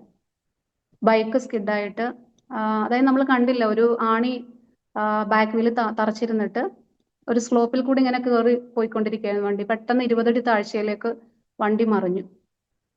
ഭാഗ്യത്തിന് റൈറ്റിലേക്ക് മറിഞ്ഞില്ല, ലെഫ്റ്റിലേക്കാണ് മറിഞ്ഞത്. അങ്ങനെ താഴ്ചയിലേക്ക് ഒരു സെക്കൻഡ് കൊണ്ട് എന്താ സംഭവിക്കുന്നത് നമ്മൾ അറിയില്ലല്ലോ. ഞാൻ ഏകദേശം ഒരു 20-25 അടി താഴ്ചയിലാണ്. പിന്നെ ഞാൻ കണ്ണു തുറന്ന് കാണിക്കുന്നത്. അപ്പോഴേക്കും എനിക്ക് അനങ്ങാൻ പറ്റുന്നില്ല, കാല് ഫ്രാക്ചറായി, കാലനക്കാൻ പറ്റുന്നില്ല. അങ്ങനെ ഒരു അവസ്ഥയിലായിപ്പോയി. ഹസ്ബൻഡ് ഈ ബൈക്ക് താഴേക്ക് വീഴാതിരിക്കാൻ വേണ്ടി കൈ ഇങ്ങനെ പിടിച്ച് അത് താങ്ങി നിൽക്കുകയാണ് കാണുന്നത്. ദേഹം എല്ലാം മുറിവ് വന്ന് ചോരയൊലിച്ച് ഇങ്ങനെ നിൽക്കുന്നു. എന്തായാലും വേറെ മറ്റ് അപകടമൊന്നും ഉണ്ടായില്ല. ഉടനെ തന്നെ ഞങ്ങളെ അടുത്തുള്ള ഹോസ്പിറ്റലിലേക്ക് ആക്കി. അവിടെ നിന്ന് അങ്ങോട്ടേക്ക് ഉള്ളൊരു 5-6 മാസം ഞങ്ങൾ റെസ്റ്റിൽ പോകേണ്ടി വന്നു. ജോലിക്ക് പോകാൻ സാധിച്ചില്ല. ഞങ്ങൾ ലോൺ എടുത്തിട്ടാണ് കാര്യങ്ങളൊക്കെ മാനേജ് ചെയ്തത്. രണ്ടുപേരുടെയും അത്യാവശ്യം നല്ല സാലറിയിൽ ഞങ്ങൾ ഇരിക്കുകയായിരുന്നു. ലോൺ എടുത്താണ് കാര്യങ്ങളൊക്കെ മുമ്പോട്ട് കൊണ്ടുപോയത്. എല്ലാം 5-6 മാസത്തെ സമയത്തിനുള്ളിൽ തകിടം മറിഞ്ഞു. നമ്മൾ വിചാരിച്ച ആ ഒരു ലെവലിലായിരുന്നില്ല. അങ്ങനെ ഞങ്ങളുടെ ജീവിതത്തിൽ വളരെ വ്യത്യസ്തമായ അനുഭവങ്ങളും സാഹചര്യങ്ങളൊക്കെ ജീവിതത്തിൽ ഉണ്ടായി. പക്ഷെ എങ്കിലും ഞാൻ പ്രത്യാശ കൈവിട്ടില്ല. എനിക്ക് ധൈര്യം ആ സമയങ്ങളിൽ എൻ്റെ ഹൃദയം ഉറച്ചിരുന്നു. എന്നെ കൈവിടില്ല ദൈവം. ഇതിനൊക്കെ ആ സമയത്ത് എനിക്ക് വചനങ്ങളെക്കുറിച്ചോ ആരും ധൈര്യപ്പെടുത്താനോ എൻ്റെ ജീവിതത്തിൽ ആരുമില്ല. എങ്കിൽ പോലും എൻ്റെ ഹൃദയത്തിൽ ദൈവത്തിന്റെ പരിശുദ്ധാത്മാവ് എൻ്റെ ഉള്ളത്തിലേക്ക് തരുന്നുണ്ട്. നിങ്ങൾ നാശത്തിലേക്ക് പോവുകയില്ല, ഇതിന്റെ അപ്പുറമായിട്ട് നിങ്ങൾക്ക് നല്ലൊരു ഭാവി ഉണ്ടെന്ന് എൻ്റെ ഉള്ളിലിരുന്ന് ആരോ ഇങ്ങനെ മന്ത്രിക്കുന്നുണ്ട്. ആ ഒരു ധൈര്യം എനിക്കുണ്ട്. മനസ്സിൽ ഭാരം ഉണ്ടെങ്കിലും അത് ഞാൻ പുറമേ കാണിക്കുന്നില്ല.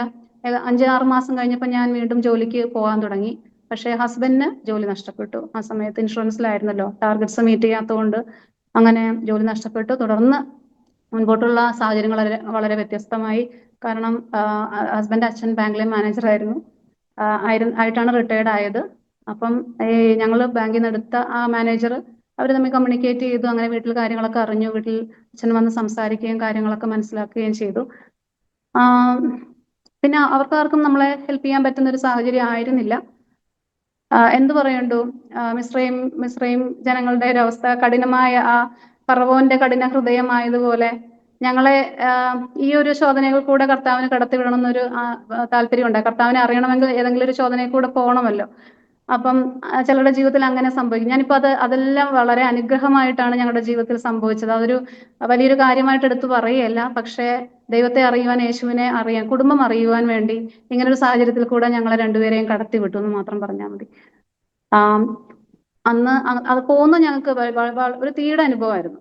ആ 2 വർഷം 2010 മുതൽ 12 വരെ എങ്ങനെയാണ് ഞങ്ങൾ ജീവിച്ചതെന്ന് ഇപ്പോഴും തിരിഞ്ഞു നോക്കി എനിക്ക് അറിയില്ല. അത്രത്തോളം വളരെ വളരെ വ്യത്യസ്തമായ അനുഭവങ്ങളും ആരോടും തുറന്നു പറയാൻ പറ്റാത്ത സാഹചര്യങ്ങൾ കൂടെ ഞങ്ങൾ കടന്നുപോയി. നാനാഭാഗത്തു നിന്നും വളരെ പ്രയാസങ്ങൾ, ബുദ്ധിമുട്ട്. തുടർന്ന് ഹസ്ബൻഡ് ജോലി നഷ്ടപ്പെട്ട് ആളാണ് MBA ഗ്രാജുവേറ്റ്, MBA ഒത്തിരി കോഴ്സുകളൊക്കെ പഠിച്ചൊരു വ്യക്തിയാണ്. പക്ഷെ ആൾക്ക് നല്ലൊരു ജോലി ലഭിക്കുന്നില്ല.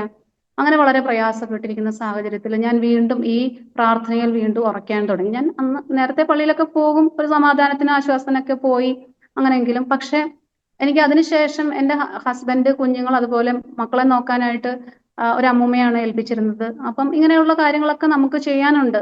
ജോലിക്ക് പോകണമെങ്കിൽ എനിക്ക് അവർ ഫുൾ ടൈം ആയിട്ടിരിക്കുന്ന ആളാണ്. അപ്പം നമുക്ക് അവരെ മാറ്റി നിർത്താൻ പറ്റത്തില്ല. ഹസ്ബൻഡ് പാരൻസ് അവർ കുറച്ച് ഏജ്ഡ് ആണ്. അപ്പൊ അവർക്കും കുഞ്ഞുങ്ങളെ നോക്കാനുള്ള ബുദ്ധിമുട്ടുണ്ട്. അപ്പൊ നമ്മൾ വർഷങ്ങളായിട്ട് അങ്ങനെ തന്നെയാണ് മക്കളെ നോക്കുന്നത്. അപ്പൊ അവരെ മാറ്റി നിർത്താൻ പറ്റാത്ത സാഹചര്യം അങ്ങനെ മനസ്സിലാക്കാമല്ലോ. അപ്പൊ ആ ഒരു സാഹചര്യങ്ങളൊക്കെ വന്നപ്പോൾ നമുക്ക് കാര്യങ്ങളൊക്കെ മാനേജ് ചെയ്യാൻ പറ്റാതെ വന്നു. തുടർന്ന് വീണ്ടും ഞാൻ ധ്യാനങ്ങൾക്കും ഇങ്ങനെ കാര്യങ്ങൾക്കൊക്കെ പോകാൻ തുടങ്ങി. എൻ്റെ ഹൃദയത്തിൽ എപ്പോഴും ഒരു ധൈര്യം ഉണ്ടായിരുന്നു. ഹസ്ബൻഡ് എപ്പോഴും ഞാൻ ധൈര്യത്തോടെ ഉറപ്പിക്കുമായിരുന്നു, ഭയപ്പെടേണ്ട. കാരണം എൻ്റെ ഉറപ്പെന്ന് പറഞ്ഞാൽ കർത്താവ് എന്നെ കൈവിടില്ല. അതാണല്ലോ നമ്മുടെ ജീവിതത്തിലെ ഏറ്റവും വലിയ ഉറപ്പ്. പക്ഷെ ആ ഒരു ധൈര്യം എൻ്റെ ഹസ്ബൻഡില്ല. ആള് 4 മണിക്ക് എഴുന്നേറ്റിരുന്ന് നാമം ജപിക്കുന്നു, അതുപോലെ ആളുടേതായ എല്ലാ കാര്യങ്ങളും ചെയ്യുന്നുണ്ട്. അപ്പൊ ഞാൻ ഒരു സൈഡിലിരുന്ന് പ്രാർത്ഥന, രാവിലെ നേരത്തെ എഴുന്നേറ്റ് ബൈബിള് വായിച്ച് പ്രാർത്ഥന അതൊരു സൈഡിൽ നടക്കുന്നു. ഇതൊക്കെ ഇങ്ങനെ നടന്നു പോകുന്നുണ്ട്. പക്ഷെ എൻ്റെ ഒരു പ്രത്യാശ ഹസ്ബൻഡ് ഉണ്ടായിരുന്നില്ല. അങ്ങനെ ഒരു ദിവസം ഇത് നമ്മുടെ ഈ സമയമൊന്നും പോരാ അതെല്ലാം പറയണമെങ്കിൽ, കാരണം അത്രത്തോളം കഷ്ടാവസ്ഥയിൽ കൂടെയൊക്കെ പോയ സമയത്ത് എൻ്റെ ഹസ്ബൻഡ് ഉറക്കയില്ല. രാത്രിയിലൊക്കെ 2 മണിക്ക് 3 മണിക്കൊക്കെ എഴുന്നേറ്റിരുന്നു. എൻ്റെ ഉറക്കം നഷ്ടപ്പെടുന്നു. ഹസ്ബൻഡ് ഇങ്ങനെ ഇരിക്കുന്ന കാരണം എനിക്കും എൻ്റെ കാര്യങ്ങളൊന്നും നോക്കാൻ പറ്റുന്നില്ല. എനിക്ക് മനസ്സിലായി ആൾ വളരെ നിരാശയുടെ അനുഭവത്തിൽ കൂടെയാണ് കടന്നു പോകുന്നത്. ഒരു ദിവസം ഞാൻ പറഞ്ഞു, എൻ്റെ കൂടെ പള്ളിയിൽ പോയി, അവിടെ വരുമ്പോൾ കുറച്ച് ആശ്വാസം കിട്ടും. പിന്നെ ഞാൻ ഒത്തിരി TV ചാനലിൽ ഇങ്ങനെ പ്രബോധനങ്ങളൊക്കെ കേൾക്കാറുണ്ട്. ഒരു സമയം അതിനു വേണ്ടി ഞാൻ മാറ്റി വെച്ചിട്ടുണ്ട്. അതൊക്കെ കേൾക്കുമ്പോൾ ഹസ്ബൻഡ് മനസ്സിലാവുന്നുണ്ട് എനിക്ക് നല്ല ആശ്വാസം, ഞാൻ സന്തോഷമായിട്ട് സമാധാനമായിട്ട് ഇരിക്കുന്നു കാണുമ്പോൾ മനസ്സിലാവുന്നുണ്ട് എനിക്ക് എന്തൊക്കെയോ വ്യത്യാസങ്ങളുണ്ടെന്ന് മനസ്സിലായി. പക്ഷെ ആ സന്തോഷം ആൾക്ക് അനുഭവിക്കാൻ പറ്റുന്നില്ല. അപ്പൊ ഞാനൊരു ദിവസം പറഞ്ഞു, നിങ്ങൾ അങ്ങനെയാണെങ്കിൽ ഒരു ദിവസം എൻ്റെ കൂടെ വരൂ, നമുക്ക് പള്ളി പോകുമ്പം കുഴപ്പമൊന്നുമില്ല, ആരും കാണില്ല, ഒരു സമാധാനത്തിനായിട്ട് വന്നോളൂ എന്ന് പറയും. അപ്പൊ എന്നോട് എപ്പോഴും പറയും, ഒരിക്കലും നീ എന്നെ സ്വാധീനിക്കാൻ ശ്രമിക്കരുത്. അങ്ങനെ ഒരു ദൈവം ഉണ്ടെങ്കിൽ ആ ദൈവമായിട്ട് തന്നെ എന്നെ വിളിക്കട്ടെ, അല്ലാതെ അല്ലെങ്കിൽ ഞാൻ ദൈവത്തെ അറിയണം, ആഴമായി അറിയണം, എങ്കിൽ മാത്രമേ ഞാൻ ഈ ഒരു വിശ്വാസത്തിലേക്ക് വരുള്ളൂ. അന്നും നമ്മൾ എങ്ങനെയാ പറഞ്ഞത്, അതേപോലെ തുടരുക. പിന്നെ എനിക്കൊന്നും കാരണം ഓൾറെഡി അങ്ങനെ ഒരു കമ്മിറ്റ്മെന്റ് ഉണ്ട് ഞങ്ങളുടെ ഇടയിൽ. പരസ്പരം അങ്ങോട്ടും ഇങ്ങോട്ടും ഒരു വിശ്വാസത്തിന്റെ പേരിൽ ഒരു പ്രശ്നം ഉണ്ടാവരുതെന്നുള്ളൊരു കമ്മിറ്റ്മെന്റ് ഉണ്ട്. സോ അതുകൊണ്ട് ഞാൻ കൂടുതലൊന്നും പറയാൻ പോയില്ല. ഞാൻ പ്രാർത്ഥന തുടർന്നു. ഒരു ദിവസം ഞാൻ കോളേജിൽ നിന്ന് വരുമ്പോൾ കാണുന്നത്, ഈ വീട്ടിലുള്ള സകല ബിംബങ്ങള്, ഫോട്ടോകള് എല്ലാം ഞാൻ എൻ്റെ കണ്ണിന്റെ ഇതിൽ കാണുന്നത് ഒരു കുഴി ഉണ്ടാക്കി ഇതെല്ലാം അതിൽ വെച്ച് തീയിട്ടു. അപ്പൊ വീട്ടിലെ അമ്മൂമ്മ പറഞ്ഞു, മോളെ ഇതെല്ലാം സാറ് എല്ലാം കത്തിച്ച് കളഞ്ഞിട്ടുണ്ടെന്ന് പറഞ്ഞു. ഉള്ളിന്റെ ഉള്ളിൽ എനിക്ക് സന്തോഷമായി. അങ്ങനെ ദൈവം പതുക്കെ പ്രവർത്തിക്കാൻ തുടങ്ങുന്നുണ്ടെന്ന് എനിക്ക് ബോധ്യപ്പെട്ടു. അങ്ങനെ പിന്നെ അതിനുശേഷം ആ ഒരു സംഭവത്തിന് ശേഷം എന്നോട് പറഞ്ഞു, ദൈവം ഇല്ല. ദൈവം ഉണ്ടായിരുന്നെങ്കിൽ ഞാൻ ഇത്രത്തോളം ആരാധിച്ചു പോകുന്ന ദൈവങ്ങള്, ഓരോ ദൈവത്തിനും അത് ആ ദൈവത്തോടുള്ള അറ്റാച്ച്മെന്റിനനുസരിച്ച് സമയം കൊടുത്ത് ദൈവത്തെ അത്രത്തോളം വിളിക്കുന്ന ആളാണ്. അതുപോലെ എല്ലാ വർഷവും പ്രശസ്തമായ അമ്പലങ്ങളിൽ ഞാൻ പറയുന്നില്ല പേര്, അവിടെ എല്ലാം കൃത്യമായി പോകുന്ന വ്യക്തി പെട്ടെന്ന് ഇങ്ങനെ ഒരു മാറ്റത്തിലേക്ക് വന്നു. ദൈവം ഇല്ലാന്നൊരവസ്ഥയിലേക്ക് വന്നു. ഞാൻ ആരാധിക്കുന്ന അല്ലെങ്കിൽ ഞാൻ സേവിച്ചു പോകുന്ന ധർമ്മദൈവങ്ങളൊക്കെ എൻ്റെ സഹായ സമയത്ത്, എൻ്റെ ഒരു ആവശ്യ സമയത്ത് എന്നെ സഹായിക്കണം, അല്ലാതെ എന്നെ ഒഴിവാക്കുകയല്ല ചെയ്യേണ്ടത്, അല്ലെങ്കിൽ എൻ്റെ പ്രാർത്ഥന കേൾക്കാതിരിക്കുകയല്ല ചെയ്യേണ്ടത്. അപ്പം എനിക്കിനി ദൈവം ഇല്ല എന്ന് പറഞ്ഞ് ആ ഒരു മാറ്റത്തിലേക്ക് ആള് വന്നു. അതെല്ലാം ഞാനൊരു തുടക്കമായി കണ്ടു. ഇതെല്ലാം ദൈവം പ്രവർത്തിച്ചാണെന്ന് എനിക്ക് അന്നത്തെ സാഹചര്യത്തിൽ എനിക്ക് മനസ്സിലാവുന്നുണ്ട്. പക്ഷെ എനിക്ക് ആളെ മനസ്സിലാക്കിക്കാൻ പറ്റത്തില്ല. ഞാൻ എന്തെങ്കിലും സംസാരിച്ചു കഴിഞ്ഞാൽ അതിനാൾക്ക് താല്പര്യമില്ല. അപ്പം ഞാൻ ആ കാര്യം വിട്ടു. സ്വയം മനസ്സിലാക്കട്ടെ. ഒരു വ്യക്തിയെ നമുക്ക് സ്വാധീനിക്കാൻ പറ്റുന്ന ഒരു അളവുണ്ട്, അല്ലെങ്കിൽ അതിനൊരു അത് മനസ്സിലാക്കണം, അവരും കൂടി ഇരിക്കണം, എങ്കിലേ അവരെ മനസ്സിലാക്കി കൊടുക്കാൻ നമുക്ക് പറ്റത്തുള്ളൂ. അതിന് താല്പര്യമില്ലാത്ത ആളുകളോട് നമുക്ക് പറയാൻ പറ്റില്ലല്ലോ. അതുകൊണ്ട് ഞാൻ അത് സ്റ്റോപ്പ് ചെയ്തു. തുടർന്ന് ഞാൻ പ്രാർത്ഥനയിൽ വീണ്ടും മുൻപോട്ട് പോയി. ഇതുപോലെ തന്നെ ധ്യാനങ്ങൾക്കൊക്കെ ഞാൻ പോയി. ഒരു ദിവസം എനിക്ക് പെട്ടെന്ന് തോന്നി, മക്കളുമായിട്ട് ധ്യാനത്തിനൊന്ന് പോകാം എന്ന് വിചാരിച്ച് ഞാൻ വീണ്ടും ഒരാഴ്ചത്തെ ധ്യാനത്തിന് ഒരു സ്ഥലത്ത് വീണ്ടും ആ പഴയ സ്ഥലത്ത് തന്നെ ധ്യാന കേന്ദ്രത്തിൽ ഞാൻ പോയി. ആ വർഷങ്ങൾക്ക് ശേഷം വീണ്ടും അവിടേക്ക് പോയി, മക്കളുമായിട്ട് പോയി ധ്യാനത്തിൽ പങ്കെടുത്തു. എന്താണോ അന്നും ഇതുപോലെ ഹൃദയം വളരെ ഉറച്ചു. ദൈവം എനിക്ക് എന്തോ കരുതിയിട്ടുണ്ട്, എന്നെ തള്ളിക്കളയത്തില്ല. അന്ന് അവിടെ ലാസ്റ്റ് ദിവസം അവിടെ പറയുകയുണ്ടായി, ചില നമ്പർ പറഞ്ഞിട്ട് ഇത്ര വ്യക്തികൾക്ക് ദൈവം വിസ ശരിയാക്കി കൊടുത്തിട്ടുണ്ട്. അത് ഞാൻ ഏറ്റെടുത്തു. വിസ ശരിയാക്കിയിട്ടുണ്ട്. അതെനിക്കറിയില്ല, അപ്പോഴൊന്നും ഞാനൊന്നും അപ്ലൈ ചെയ്തിട്ട് എവിടെയും അപ്ലൈ ചെയ്തിട്ടില്ല. പക്ഷെ ഞാൻ അതങ്ങ് റിസീവ് ചെയ്തു. യെസ്, എനിക്ക് വേണ്ടിയിട്ടാണ് അവിടെ സംസാരിക്കുന്നത്, ദൈവം എനിക്ക് വേണ്ടിയിട്ടാണ് അത് കരുതിയിരിക്കുന്നതെന്ന് ഞാൻ പൂർണ്ണമായിട്ട് വിശ്വസിച്ചു. ആ ഒരു സന്തോഷത്തിൽ ഞാൻ തിരിച്ചു വന്ന് ചേട്ടനോട് ഇങ്ങനെ പറഞ്ഞു, നമുക്ക് എന്തായാലും എന്തോ ദൈവം കരുതിയിട്ടുണ്ട്, നോക്കിക്കോ, കുറച്ച് നാളുകൾക്കുള്ളിൽ നമുക്കൊരു വിസ വരും. അപ്പൊ എന്നോട് അതൊക്കെ എങ്ങനെ സംഭവിക്കും, ഇതൊന്നും സംഭവിക്കാത്ത കാര്യങ്ങളല്ലേ. അപ്പം പറഞ്ഞു, നോക്കിക്കോളൂ, ശരിയാവും, എല്ലാ കാര്യങ്ങളും ശരിയാവും എന്ന് പറഞ്ഞു. ഈ പ്രാർത്ഥനകൾക്കൊക്കെ പോയതിൻ്റെ ഒരു ഫലമായിട്ട് പുള്ളിക്ക് ഒരു 9 മാസം 10 മാസം കഴിഞ്ഞപ്പോൾ വീണ്ടും ജോലി ലഭിച്ചു. പഴയ ഒരു ഇതിലല്ല എങ്കിൽ പോലും അത്യാവശ്യ കാര്യങ്ങളൊക്കെ. പക്ഷെ ആളുടെ ആ ഒരു നിരാശയൊക്കെ മാറി, ആളും സന്തോഷമായി. എങ്കിലും നമ്മുടെ പ്രയാസങ്ങളൊന്നും മാറുന്നില്ല.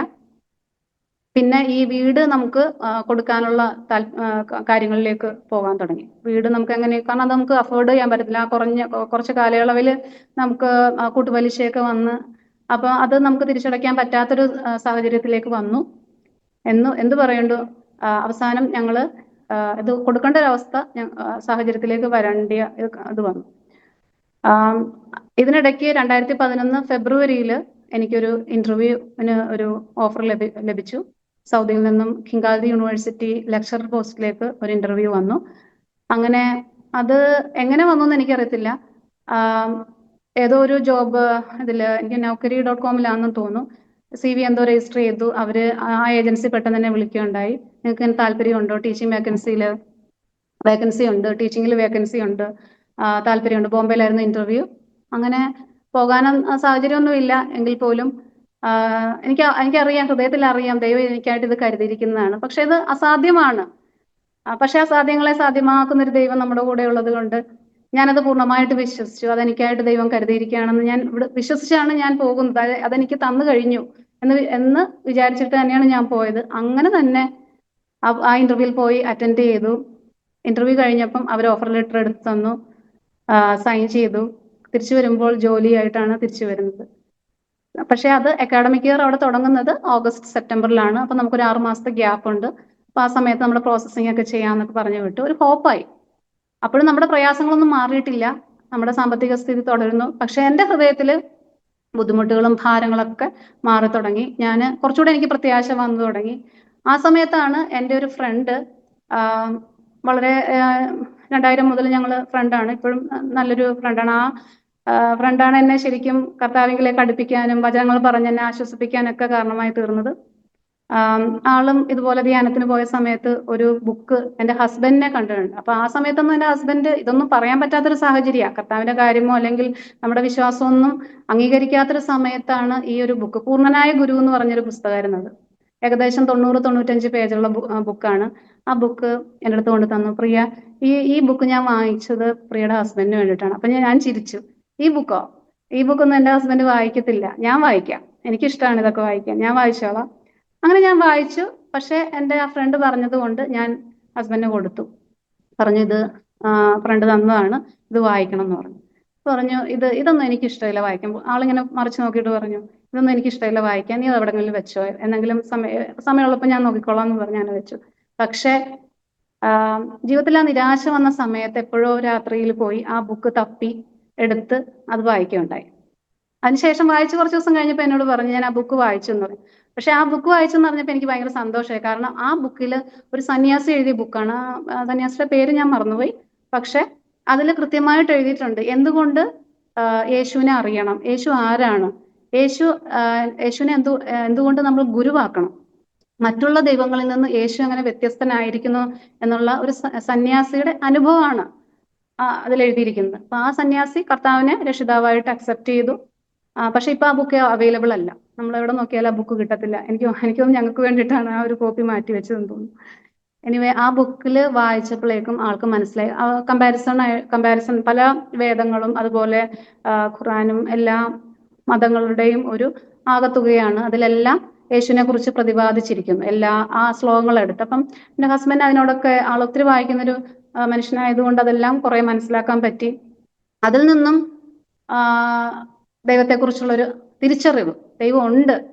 നിരീശ്വരവാദിയായിരുന്നല്ലോ കുറച്ചു കാലം, ദൈവം ഇല്ലാന്ന് വിശ്വാസത്തിലേക്ക് വീണ്ടും ആ ഒരു ബുക്ക് ഹെൽപ്പ് ചെയ്തു. ദൈവം ഉണ്ട് എന്നുള്ളൊരു കാര്യത്തിലേക്ക് വന്നു.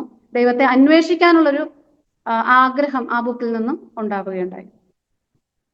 ശേഷം പിന്നെ ഞാനിങ്ങനെ യൂട്യൂബിലും അതുപോലെ TV-കളിലൊക്കെ കാണുമ്പം ഹസ്ബൻഡും ബാക്കിലിരുന്ന് ഇങ്ങനെ കേൾക്കുന്നുണ്ടെന്ന് എനിക്ക് മനസ്സിലാകുന്നുണ്ട്.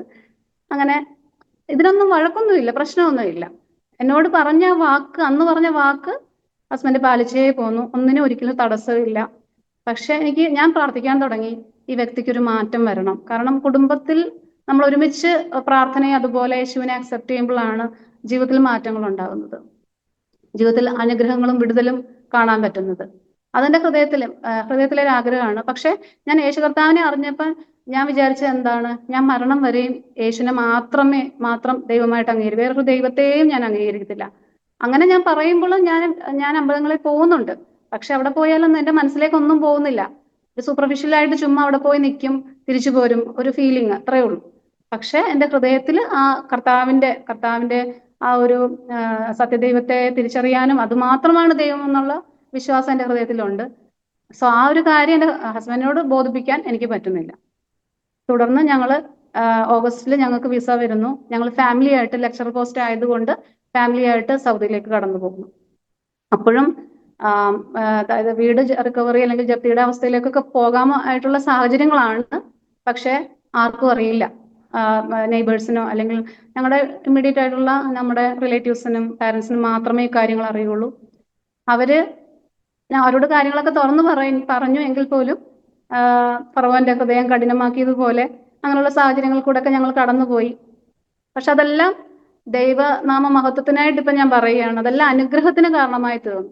ഇന്ന് ആ അവസ്ഥകളൊക്കെ ഞാൻ തിരിഞ്ഞു നോക്കുമ്പം ഇതെല്ലാം ഞങ്ങളുടെ ജീവിതത്തിൽ വളരെ വലിയ അനുഗ്രഹങ്ങൾക്ക് കാരണമായി തീർന്നു. അങ്ങനെ ഞങ്ങൾ സൗദിയിലെത്തി. അവിടെ യൂണിവേഴ്സിറ്റി ജോയിൻ ചെയ്ത് ഏകദേശം 2 ആഴ്ച കഴിഞ്ഞപ്പോൾ എൻ്റെ സ്പോൺസർ വിസയിലാണ് ഹസ്ബൻഡ് വന്നത്. സാധാരണ അങ്ങനെ വന്നു കഴിഞ്ഞാൽ ഹസ്ബൻഡ് ജോലി കിട്ടാൻ പ്രയാസമാണ്. പല നഴ്സുമാരുടെ ഹസ്ബൻഡൊക്കെ അവിടെ സെയിൽസിലും മറ്റ് ജോലികളൊക്കെയാണ് ചെയ്യുന്നത്. അപ്പം ഹസ്ബൻഡിന് ജോലി കിട്ടാനുള്ള സാധ്യത കുറവാണ്. നമ്മൾ ചെന്നൊരു മാസം കഴിഞ്ഞ് അന്വേഷിക്കാം എന്നൊരിതിൽ നിൽക്കുമ്പോൾ മക്കളുടെ സ്കൂളിൽ പോയപ്പം ഒരു ഫ്രണ്ട് അവർ പരിചയപ്പെട്ടു. അപ്പം ആളുടെ ക്വാളിഫിക്കേഷനൊക്കെ കേട്ടപ്പം എക്സ്പീരിയൻസ് ഒക്കെ കേട്ടപ്പം നമ്മുടെ കമ്പനിയിൽ ഇങ്ങനെ ഒരു IT മാനേജറുടെ വേക്കൻസി ഉണ്ട്, താല്പര്യമുണ്ടോ എന്ന് ചോദിച്ചു. കാരണം സൗദിയിൽ വന്ന ആളാണല്ലോ. അപ്പം പുതിയൊരു വിസ കൊടുക്കേണ്ട ആവശ്യം, അവിടെ പുതിയൊരു പോസ്റ്റിലേക്ക് ഇനി അതിന്റെ പ്രോസസ്സിംഗ് ഒന്നും നടത്തേണ്ട ആവശ്യമില്ലല്ലോ. അങ്ങനെ വിത്തിൻ 2 വീക്സ് ഞങ്ങളവിടെ ഇറങ്ങി. രണ്ടാമത്തെ ആഴ്ചയിൽ ഹസ്ബൻഡിന് അവിടെ ജോലി ലഭിച്ചു. അങ്ങനെ ഏകദേശം ഒരേ സാലറിയിൽ തന്നെ എന്ന് പറയാം, കുറച്ച് വ്യത്യാസമേ ഉള്ളൂ. അങ്ങനെ നല്ലൊരു പോസ്റ്റിൽ എൻ്റെ ഹസ്ബൻഡിന് അവിടെ ജോലി ലഭിക്കുകയുണ്ടായി. അതെല്ലാം കർത്താവിന്റെ വലിയൊരു അനുഗ്രഹമാണ്. ഞങ്ങളൊന്നും ആഗ്രഹിച്ചല്ല. ഞങ്ങളെ ഒത്തിരി സാമ്പത്തിക സാഹചര്യങ്ങൾ കൂടി കൊണ്ടുപോയെങ്കിലും ദൈവത്തിന് അതിനെല്ലാം അപ്പുറമായിട്ട് ദൈവത്തിന് ഒരു പ്ലാൻ ഉണ്ടായിരുന്നു. അങ്ങനെ അവിടെ ജോലി ലഭിച്ചു. അതിനുശേഷം ഞങ്ങൾ പുതിയ വീട്ടിലേക്ക് മാറി. കുറച്ച് നാൾ ഞങ്ങളൊരു റെന്റ് പോലെ നിന്നിട്ട് സ്വന്തമായിട്ടൊരു വീട്ടിലേക്ക് ആവുന്നതിന് മുമ്പ് താൽക്കാലികമായിട്ടൊരു വീട്ടിലൊക്കെ താമസിച്ച്, പിന്നെ അതിനുശേഷം ഞങ്ങളുടെ താല്പര്യത്തിനനുസരിച്ച് ഒരു വീടൊക്കെ ലഭിച്ചു. അങ്ങനെ വീട്ടിൽ താമസിച്ച് തുടങ്ങുമ്പോൾ ഫസ്റ്റ് ഡേ തന്നെ ഒരു കാത്തലിക് ഫാമിലി എന്നുള്ളൊരു ഞങ്ങളെ പരിചയപ്പെടാൻ വേണ്ടി വന്നു. ആക്ച്വലി ആ സഹോദരൻ എന്ന് പറയുന്നത് ഞാൻ പഠിപ്പിച്ച സ്റ്റുഡൻറ്റിന്റെ ഹസ്ബൻഡാണ്. അപ്പം ഞങ്ങൾ ആ സ്ഥലത്തേക്ക് വന്നു എന്ന് അറിഞ്ഞപ്പം ഞങ്ങളെ പരിചയപ്പെടാനും ഞാൻ പറഞ്ഞല്ലോ, ഞാൻ പഠിപ്പിച്ച സ്റ്റുഡൻറ്റ് വന്ന് ഞങ്ങളെ കണ്ടു. അങ്ങനെ സന്തോഷമായി. വർഷങ്ങൾക്ക് ശേഷം മോളെ കാണാനും ദൈവം സഹായിച്ചു. അവരുടെ വീട്ടിൽ ഒരു KJV ബൈബിൾ വെറുതെ ഇരിക്കുന്നുണ്ടായിരുന്നു. അപ്പം അത് ഞങ്ങളുടെ വിശ്വാസം എനിക്ക് തോന്നുന്നു ചെറുതായ രീതിയിൽ അവർ അറിഞ്ഞിട്ടുണ്ട്. അപ്പം നിങ്ങൾക്ക് ഇത് ഉപകാരപ്പെടുമെന്ന് പറഞ്ഞിട്ട് ഞങ്ങളുടെ വീട്ടിൽ വെറുതെ ഇരിക്കുകയാണ്. സൗദിയിൽ ബൈബിള് കൊണ്ടുവരാൻ പറ്റില്ല. അപ്പം അതിൻ്റെ ഒരു മനപ്രയാസം എനിക്കുണ്ടായിരുന്നു. ബൈബിൾ കൊണ്ടുവരാൻ പറ്റത്തില്ല. പക്ഷെ ഞങ്ങൾ ചെന്നപ്പോഴേക്ക് ഒരു ബൈബിൾ കിട്ടി. സന്തോഷമായി. ഒരു ബൈബിൾ കിട്ടി. ദൈവത്തോട് പ്രാർത്ഥിക്കാനും വായിക്കാനും വചനം വായിക്കാനൊക്കെ ഒരു ബൈബിൾ കിട്ടിയെന്നുള്ളൊരു സന്തോഷം എനിക്കുണ്ടായി. കാരണം എൻ്റെ പ്രാർത്ഥന എന്താ, അതുവരെ ഇങ്ങനെയുള്ള എഴുതിയ പ്രാർത്ഥനകൾ, ഫോട്ടോകളൊക്കെ എൻ്റെ കയ്യിലുണ്ട്. ഇത്രയും റെസ്ട്രിക്ഷൻ ഉണ്ടായിട്ട് പോലും ഞാനതൊക്കെ ഒളിച്ച് എൻ്റെ ബുക്കുകൾക്കിടയിലൊക്കെ ഒളിച്ചു വെച്ച് ഞാൻ കൊണ്ടുവന്നിട്ടുണ്ട്. പ്രാർത്ഥനകളും അങ്ങനെയുള്ള കാര്യങ്ങളൊക്കെ എൻ്റെ കൂട്ടത്തിലുണ്ട്. അതൊന്നും എനിക്ക് ഉപേക്ഷിക്കാനേ പറ്റത്തില്ല. പക്ഷെ ഈ ബൈബിള് കിട്ടിയപ്പം എൻ്റെ ഹസ്ബൻഡ് സന്തോഷത്തോടെ വാങ്ങിച്ചു. അവിടെ എന്ന് വെച്ചാൽ നിങ്ങൾക്ക് അറിയാമല്ലോ, പാസ്റ്റർക്ക് അറിയായിരിക്കും, വളരെ റെസ്ട്രിക്റ്റഡ് കൺട്രിയാണ്.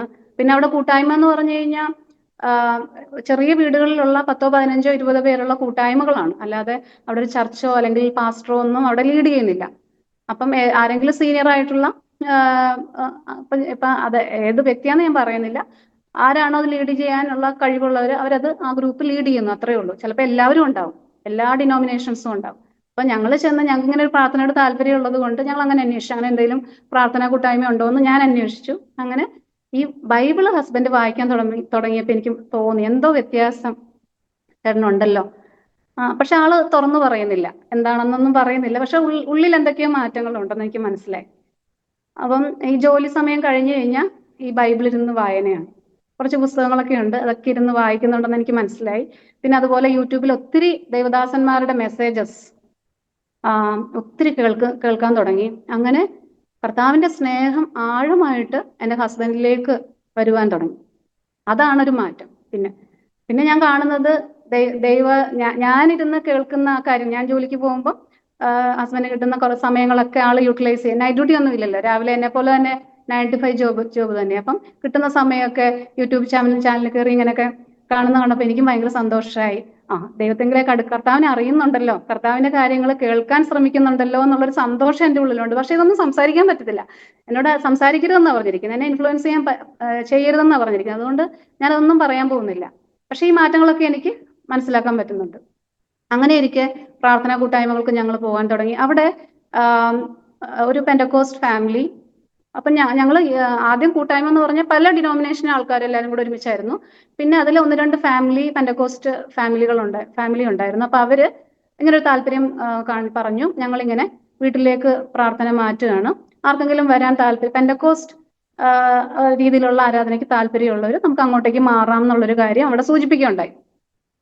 അപ്പം ഞങ്ങൾക്ക് മനസ്സിലായി ഇതാണ് കുറച്ചുകൂടെ നമുക്ക് അടുത്ത് വീടടുത്താണ്, അപ്പൊ നമ്മൾ ഇതിലേക്ക് അവരുടെ കൂടെ ചേർന്നു ഞങ്ങൾ. പക്ഷെ മറ്റവരും വല്ലപ്പോഴൊക്കെ വരുന്നുണ്ട്.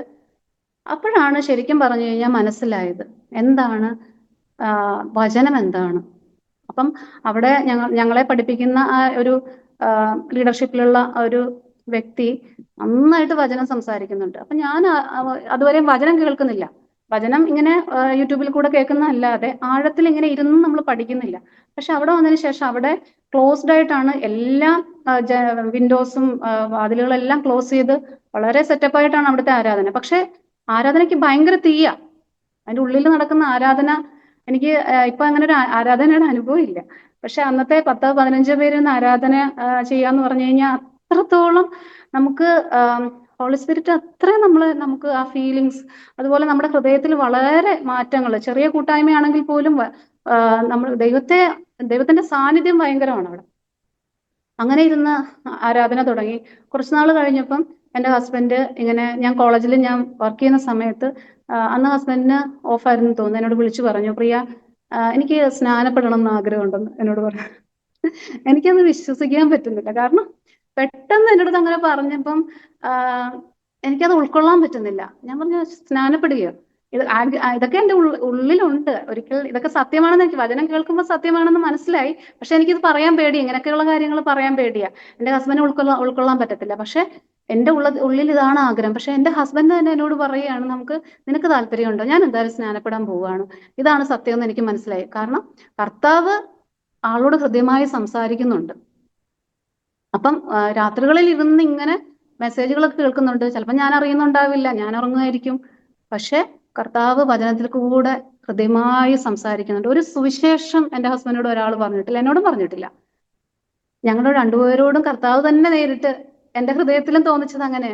യേശു മാത്രമാണ് രക്ഷിതാവ് എന്നുള്ളത് എന്നോടും ദൈവം പറഞ്ഞത്. അതുപോലെ തന്നെ അദ്ദേഹത്തിനോടും ദൈവം സംസാരിച്ചു. അപ്പൊ എന്നോട് ഇങ്ങനെ സംസാരിച്ചപ്പോ എനിക്ക് സത്യം പറഞ്ഞ പൊട്ടിക്കരയണമെന്നുണ്ട്. പക്ഷെ സത്യമാണോ ഈ പറയുന്നതെന്ന് ചോദിച്ചു. എനിക്ക് സന്തോഷമാണ്. അപ്പൊ മോളപ്പൊ 10 വയസ്സേ ഉള്ളൂ. തിരിച്ചു വന്നപ്പം അവളോടും ചോദിച്ചു, മോളെ ഇങ്ങനെ നമുക്ക് സ്നാനപ്പെടാൻ ഉള്ളൊരു ആഗ്രഹമുണ്ട്, എന്താ നിന്റെ അഭിപ്രായം ചോദിച്ചു. അച്ഛാ ഞാനും നമുക്ക് ഒരുമിച്ച് സ്നാനപ്പെടാമെന്ന് പറഞ്ഞു. അപ്പൊ ഇവള് 10 വയസ്സേ ആയിട്ടുള്ളൂ. അപ്പൊ നിനക്ക് എന്ത് കർത്താവിനെ കുറിച്ച് അറിയാം? എനിക്ക് കർത്താവിനെ കുറിച്ചൊക്കെ നന്നായിട്ട് അറിയാം, എന്നോട് എന്ത് ചോദ്യങ്ങൾ ചോദിച്ചോളാം. എനിക്ക് മനസ്സിലായി ദൈവം കർത്താവ് മാത്രമേ ഉള്ളൂ. നിങ്ങൾ സ്നാനപ്പെടുവാണെങ്കിൽ എനിക്ക് സ്നാനപ്പെടാം, നമുക്ക് ഒരുമിച്ച് സ്നാനപ്പെടാം, എൻ്റെ വയസ്സൊന്നും നോക്കണ്ടെന്ന് പറഞ്ഞു. അങ്ങനെ സ്നാനത്തിന് വേണ്ടിയിട്ട് ഞങ്ങൾ അങ്ങനെ ഒരു ക്ലാസ്സിന് വേണ്ടി ക്ലാസ് തന്നു. പാസ്റ്റർ CC എബ്രഹാം എന്ന് പറഞ്ഞ പാസ്റ്റർ ജിദ്ദയിൽ നിന്ന് വന്നിട്ട് ആണ്, ഞങ്ങളുടെ സ്ഥലം എന്ന് പറഞ്ഞാൽ കുറച്ച് റിമോട്ട് ഏരിയ ആണ്, അവിടേക്ക് പാസ്റ്റർ വന്ന് സൗദിയില് ചെങ്കടലിലാണ് ഞങ്ങൾ 3 പേരും അനുഭവമാണ്. അതൊന്നും പറഞ്ഞറിയിക്കാൻ പറ്റാത്ത അനുഭവം. വെളുപ്പിനെ 2 മണി 3 മണി നേരത്ത് ആരും ഇല്ലാതെ ഒഴിഞ്ഞ സമയത്ത്, അപ്പൊ അവിടെ സ്നാനം അതൊന്നും അറിയില്ലല്ലോ. അവിടെ ഈ 2 മണി 3 മണി നേരത്തൊക്കെ അവിടെ ആൾക്കാരുണ്ട് കടൽക്കരയിൽ. അവരെല്ലാം പോയ സമയത്ത് ഞങ്ങളിങ്ങനെ സ്നാനപ്പെടുന്ന സമയത്ത് എല്ലാവരും കൂടെ കുറച്ച് മുമ്പോട്ട് ഇറങ്ങി. നമ്മുടെ ഇവിടുത്തെ പോലെ സമുദ്രത്തിൽ ഇങ്ങനെ ഓളങ്ങൾ ഇങ്ങനെ ശക്തമായി അടിക്കത്തില്ല. അവിടെ എന്ന് പറഞ്ഞാൽ ഒരു കായൽ പോലെ തോന്നുള്ളൂ. കടലാണ് ശരിക്കും, പക്ഷെ കായൽ പോലെ നമുക്ക് തോന്നുള്ളൂ. താഴേക്ക് നമ്മൾ ഇറങ്ങി ചെല്ലുമ്പം അടിയൊഴുക്ക് നന്നായിട്ടുണ്ട്. നമുക്ക് നിൽക്കുന്ന ആ നിലം അങ്ങ് പോകുന്ന പോലെ തോന്നും. അങ്ങനത്തെ ഒക്കെ ഒരു അനുഭവം ഈ ഇത്രയും പൊക്കത്തിൽ ഇപ്പോഴും ഞാൻ ഓർക്കുന്നുണ്ട് ആ ഒരു അനുഭവമൊക്കെ. അങ്ങനെ ഞങ്ങൾ 3 പേരും 10-15 പേര് കൈകോർത്ത് പിടിച്ച ആ ഒരു സമൂഹത്തിന് നടുവിൽ ഞങ്ങൾ 3 പേരും കർത്താവിനെ രക്ഷിതാവായും അതുപോലെ സ്നാനപ്പെടാനൊക്കെ ദൈവം സഹായിച്ചു. വലിയൊരു അനുഭവമാണ്. അങ്ങനെ ഞങ്ങൾ തിരിച്ചു വന്നു. പിന്നെ വീട്ടിൽ പറഞ്ഞിട്ടില്ല ഈ കാര്യങ്ങളൊന്നും. 2 ആഴ്ച കഴിഞ്ഞപ്പം എൻ്റെ അമ്മയോട് കാര്യങ്ങളൊക്കെ പറഞ്ഞു. അമ്മ ഇങ്ങനെ ഞങ്ങൾ സ്നാനപ്പെട്ടു. അപ്പൊ അവർക്കൊന്നും ഈ കാര്യങ്ങളൊന്നും അറിയത്തില്ല. ഈ കാര്യങ്ങളൊന്നും അവർക്ക് അറിയേയില്ല. ഞങ്ങൾ സ്നാനപ്പെട്ടു, സന്തോഷമായി തിരിച്ചു വന്നു. അതിനുശേഷം ഞങ്ങളുടെ വീട്ടിൽ ഞങ്ങളുടെ ഭവനത്തിലും അങ്ങനെ ഒരു കൂട്ടായ്മ അവിടെ തുടങ്ങാൻ ദൈവം ഒരുക്കി. കാരണം ഒരു ഭവനത്തിലായിരുന്നു അത്. ഒരു ഭവനത്തിൽ തന്നെ ആയിക്കഴിഞ്ഞാൽ അതും പ്രശ്നമാണ്. അത് പിന്നെ ആൾക്കാർ ശ്രദ്ധിക്കാൻ തുടങ്ങും. ഇങ്ങനെ ഒരേ സമയത്ത് ആൾക്കാർ വെള്ളി ശനി പല ദിവസങ്ങളിലായിട്ടാണ് അവിടെ കണ്ടക്ട് ചെയ്യുന്നത്. അപ്പം ആ ഭവനത്തിൽ നിന്ന് ചില ദിവസങ്ങൾ ഞങ്ങളുടെ ഭവനത്തിലേക്ക് മാറ്റി അങ്ങനെ 2 സ്ഥലത്തായിട്ട് ആരാധന നടത്താൻ തുടങ്ങി. കൂട്ടായ്മ കുറച്ച് ആൾക്കാർ 10, 15, 20 മാക്സിമം അത്രയും പേർക്ക് നമുക്ക് അവിടെ ചെയ്യാൻ പറ്റുള്ളൂ. അങ്ങനെ ഞങ്ങൾ വളരെ സന്തോഷകരമായിട്ട് അങ്ങനെ മുമ്പോട്ട് പോകുന്ന സാഹചര്യത്തിൽ പിന്നെയും ദൈവത്തിന്റെ ഓരോരോ അനുഭവങ്ങളാണല്ലോ. മുമ്പോട്ട് വളരെ സന്തോഷമാണ് കർത്താവിൽ. സന്തോഷമായിട്ട് മുമ്പോട്ട് പോകുമ്പോൾ മോൾക്ക് ഒരു ബുദ്ധിമുട്ടുണ്ടായി. കാരണം സ്കൂളിന്റെ ഒരു പ്രശ്നം ഉണ്ടായി. കാരണം ഞങ്ങൾ താമസിക്കുന്ന സ്ഥലം എന്ന് പറഞ്ഞാൽ കുറച്ച് റിമോട്ട് ഏരിയ ആണ്. യൂണിവേഴ്സിറ്റിയുടെ റിമോട്ട് ഏരിയ ആണ്. അപ്പൊ അവിടെ സ്കൂളിന്റെ പ്രശ്നമുണ്ട്. പല ഏരിയയിലും അങ്ങനെ തന്നെയാണ്. ഒന്നുകിൽ ഞാൻ മെയിൻ സിറ്റിയിൽ നിന്ന് ഈ പറയുന്ന എൻ്റെ കോളേജ് ഇരിക്കുന്ന സിറ്റിയിലേക്ക് യാത്ര ചെയ്യണം. അത് ഏകദേശം ഒരു 2-3 മണിക്കൂർ ട്രാവൽ ഉണ്ട്. അങ്ങോട്ടും ഇങ്ങോട്ടും തന്നെ ഏകദേശം 4-5 മണിക്കൂർ യാത്ര ചെയ്താൽ എനിക്ക് അതായത് സ്കൂളുള്ള സ്ഥലത്തേക്ക് യാത്ര ചെയ്യാൻ പറ്റുള്ളൂ. അങ്ങനെയൊക്കെയുള്ള തീരുമാനങ്ങൾ വന്നു. എന്താ ചെയ്യേണ്ടതെന്ന് അറിയത്തില്ല. 8ാം ക്ലാസ്സിലേക്ക് മോളെ ചേർക്കണം. അവിടെ സ്കൂളിന്റെ 2 വർഷമായിട്ട് 2-3 വർഷമായിട്ട് അവൾക്ക് പോകാൻ പറ്റുന്നില്ല. അപ്പൊ അവിടെ ചെയ്യുന്ന സംവിധാനം എന്ന് പറഞ്ഞു കഴിഞ്ഞാൽ ട്യൂഷൻ പോലെ വീടുകളിൽ കുട്ടികളെ പഠിപ്പിച്ചിട്ട് സെന്ററിൽ കൊണ്ടുപോയിട്ട് എക്സാം സെന്ററിൽ കൊണ്ടുപോയി എഴുതിപ്പിക്കും. അങ്ങനെയൊക്കെയുള്ളതാണ്. കാരണം വേറൊരു വഴിയില്ല. അങ്ങനെ പലരും ചെയ്യുന്നതുകൊണ്ട് ഇന്നും അങ്ങനെ ചെയ്തു വരുന്നു. അവിടെ മെയിൻ സിറ്റി എന്ന് പറഞ്ഞാൽ റിയാദ്, ജിദ്ദ അങ്ങനെയുള്ള സ്ഥലങ്ങളിൽ നല്ല നല്ല സ്കൂൾസ് ഉണ്ട്. അവിടെ ഉള്ളവർക്ക് കുഴപ്പമില്ല. പക്ഷെ ഉള്ള ഏരിയയിലേക്ക് സ്കൂളുകളില്ല. അപ്പൊ ഇങ്ങനെ ഒരു പ്രശ്നം വന്നപ്പം ഞങ്ങൾക്ക് വീണ്ടും ബുദ്ധിമുട്ടായി. എന്താ ചെയ്യണമെന്ന് അറിയത്തില്ല. ഹസ്ബൻഡും അപ്പൊ അതേ തുടർന്ന് ഹസ്ബൻഡ് പിന്നെ കർത്താവിലേക്ക് കൂടുതൽ അടുക്കാൻ തുടങ്ങി. ആൾക്ക് കൂടുതൽ വചനം പഠിക്കണം എന്നുള്ള ആഗ്രഹം ഉള്ളിലുണ്ട്. പക്ഷെ എന്നോട് പറയുന്നില്ല. അപ്പൊ ഇങ്ങനെ ഒരു സാഹചര്യം കൂടെ വന്ന് നിൽക്കുക. അപ്പൊ എന്നോട് ഒരു ദിവസം ചോദിച്ചു, പ്രിയ എനിക്ക് ഇങ്ങനെ നാട്ടിലേക്ക് പോകണമെന്നുണ്ട്. അപ്പൊ ഞാൻ ഒരിക്കലും പ്രതീക്ഷിക്കില്ല നമ്മൾ സൗദി പോയി സെറ്റിലായി പിന്നെ തിരിച്ച് നാട്ടിലേക്ക് അങ്ങനെ തിരിച്ചു വരിക എന്ന് നമ്മുടെ മനസ്സിൽ പോകുന്നില്ല. കാരണം നല്ല ജോബാണ്, 2 പേർക്കും കുഴപ്പമൊന്നുമില്ല, എല്ലാം സന്തോഷമായിട്ട് പോകുന്നു. അപ്പൊ ആള് പറഞ്ഞു എന്തായാലും പോയേ പറ്റുള്ളൂ, കാരണം മക്കളുടെ സ്കൂള് പ്രശ്നമാണ്, പിന്നെ എനിക്ക് ഇങ്ങനെ ഒരു ആഗ്രഹമുണ്ട്, നിന്റെ എന്താണ് അഭിപ്രായം ചോദിച്ചു. അപ്പൊ ഞാൻ എൻ്റെ മനസ്സിൽ ഇങ്ങനെ ഒരു, കാരണം എൻ്റെ വിചാരം എന്താ, എല്ലാവരും ഇപ്പം ഫാമിലിയായി നമ്മള് കർത്താവിനെ ആരാധിക്കുന്നുണ്ട്, കൂട്ടായ്മ നല്ല സന്തോഷമായിട്ട് പോകുന്നുണ്ട്. മോളുടെ സ്കൂളിന്റെ പ്രശ്നമുണ്ട്, ശരിയാണ്. അപ്പൊ ഞങ്ങൾ വിചാരിക്കുകയായിരുന്നു മക്കളെ ഹോസ്റ്റലിലേക്ക് ആക്കാം. മോൾ 8th ആയല്ലോ, അപ്പൊ അവിടെ നാട്ടിൽ നല്ല ഹോസ്റ്റല് അങ്ങനെ അന്വേഷിച്ചു. അങ്ങനെ ഹോസ്റ്റലിലേക്ക് ആക്കാം, അല്ലെങ്കിൽ ഞാൻ ട്രാവൽ ചെയ്യാം, വേറെ സിറ്റിയിലേക്ക് മാറിയിട്ട് ഈ സ്ഥലത്തേക്ക് ട്രാവൽ ചെയ്യാം എന്നൊക്കെ ഞങ്ങൾ പ്ലാൻ ചെയ്തെങ്കിലും അതൊന്നും പറയാതെ, അതുവരെ തീരുമാനിച്ച കാര്യങ്ങളൊന്നും പിന്നീട് പറയാതെ പിന്നെ പറയുന്നത് ഞാൻ നാട്ടിലോട്ട് പൊക്കോട്ടെ എന്ന് ചോദിക്കും എന്നോട്. ഞാൻ മക്കളുമായിട്ട് നാട്ടിലേക്ക് പൊക്കോട്ടെ, എനിക്ക് 2 വർഷത്തെ ഒരു കോഴ്സ് ഞാൻ കണ്ടുവച്ചിട്ടുണ്ട്. തൃശ്ശൂര് ഹാർവസ്റ്റ് കോളേജ് ഉണ്ട്, അവിടെ ഞാൻ വിളിച്ചന്വേഷിച്ചു. അതിന്റെ ആപ്ലിക്കേഷനൊക്കെ എനിക്ക് കിട്ടി. ഞാൻ പോയി ബൈബിള് പഠിക്കാൻ പൊക്കോട്ടെ എന്ന് ഞാൻ എന്നോട് ചോദിച്ചു. എനിക്കത് ഭയങ്കര ഷോക്കിംഗ് ആയി. കാരണം ഞാൻ ഒരിക്കലും പ്രതീക്ഷിക്കുന്നില്ല. കർത്താവിനെ അറിഞ്ഞു. ശരിക്കും പറഞ്ഞു കഴിഞ്ഞാൽ ഞാനൊരു കാര്യം വിട്ടുപോയത്, എൻ്റെ ഹസ്ബൻഡ് ഈ വചനങ്ങൾ വായിക്കാൻ തുടങ്ങിയപ്പോഴാണ് എനിക്ക് വചനത്തെക്കുറിച്ചൊരു ഗ്രാഹ്യം വന്നു തുടങ്ങിയത്. അതായത് എൻ്റെ ഉള്ളില് കർത്താവുണ്ട്, കർത്താവിനെ സ്നേഹിക്കുന്നുണ്ട്, ഞാൻ യേശുവിനെ മാത്രമേ അംഗീകരിക്കുന്നുള്ളൂ ഈ കാര്യങ്ങളുണ്ടെങ്കിലും, പക്ഷെ ആഴത്തിൽ വചനമൊന്നും അറിയത്തില്ല. ചുമ്മാ ഇങ്ങനെ വായിച്ചു പോകുന്നതല്ലാതെ അതിന്റെ ശരിക്കും ആഴം എന്താണ്, കർത്താവ് എന്നോട് സംസാരിക്കുന്നുണ്ട്, ഇക്കാര്യങ്ങളൊന്നും എനിക്കറിയത്തില്ല.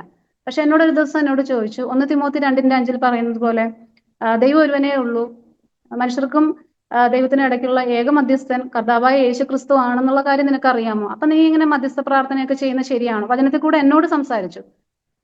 അന്ന് ഞാനത് എൻ്റെ ഹൃദയത്തിൽ എൻ്റെ ഹൃദയദൃഷ്ടിയെ പ്രകാശിപ്പിച്ചു. ശരിയാണല്ലോ, ഞാൻ ഇങ്ങനെയൊക്കെ ചെയ്യുന്നത് ശരി. കാരണം എനിക്ക് എൻ്റെതായ കുറെ പ്രാർത്ഥനകൾ വർഷങ്ങളായിട്ട് ഞാൻ ഇങ്ങനെ ആചരിച്ച് വന്നിരിക്കുന്ന പ്രാർത്ഥനകളൊക്കെ മാറ്റാൻ എനിക്ക് നീ ഇങ്ങനെ ചെയ്യുന്ന ശരിയാണോന്ന് എന്നോട് പല പ്രാവശ്യം ചോദിച്ചിട്ടുണ്ട്. പക്ഷെ വചനത്തിലൂടെ എന്നോട് സംസാരിച്ചപ്പോൾ അത് എൻ്റെ ഹൃദയത്തിനൊരു മാറ്റം വരുത്തി.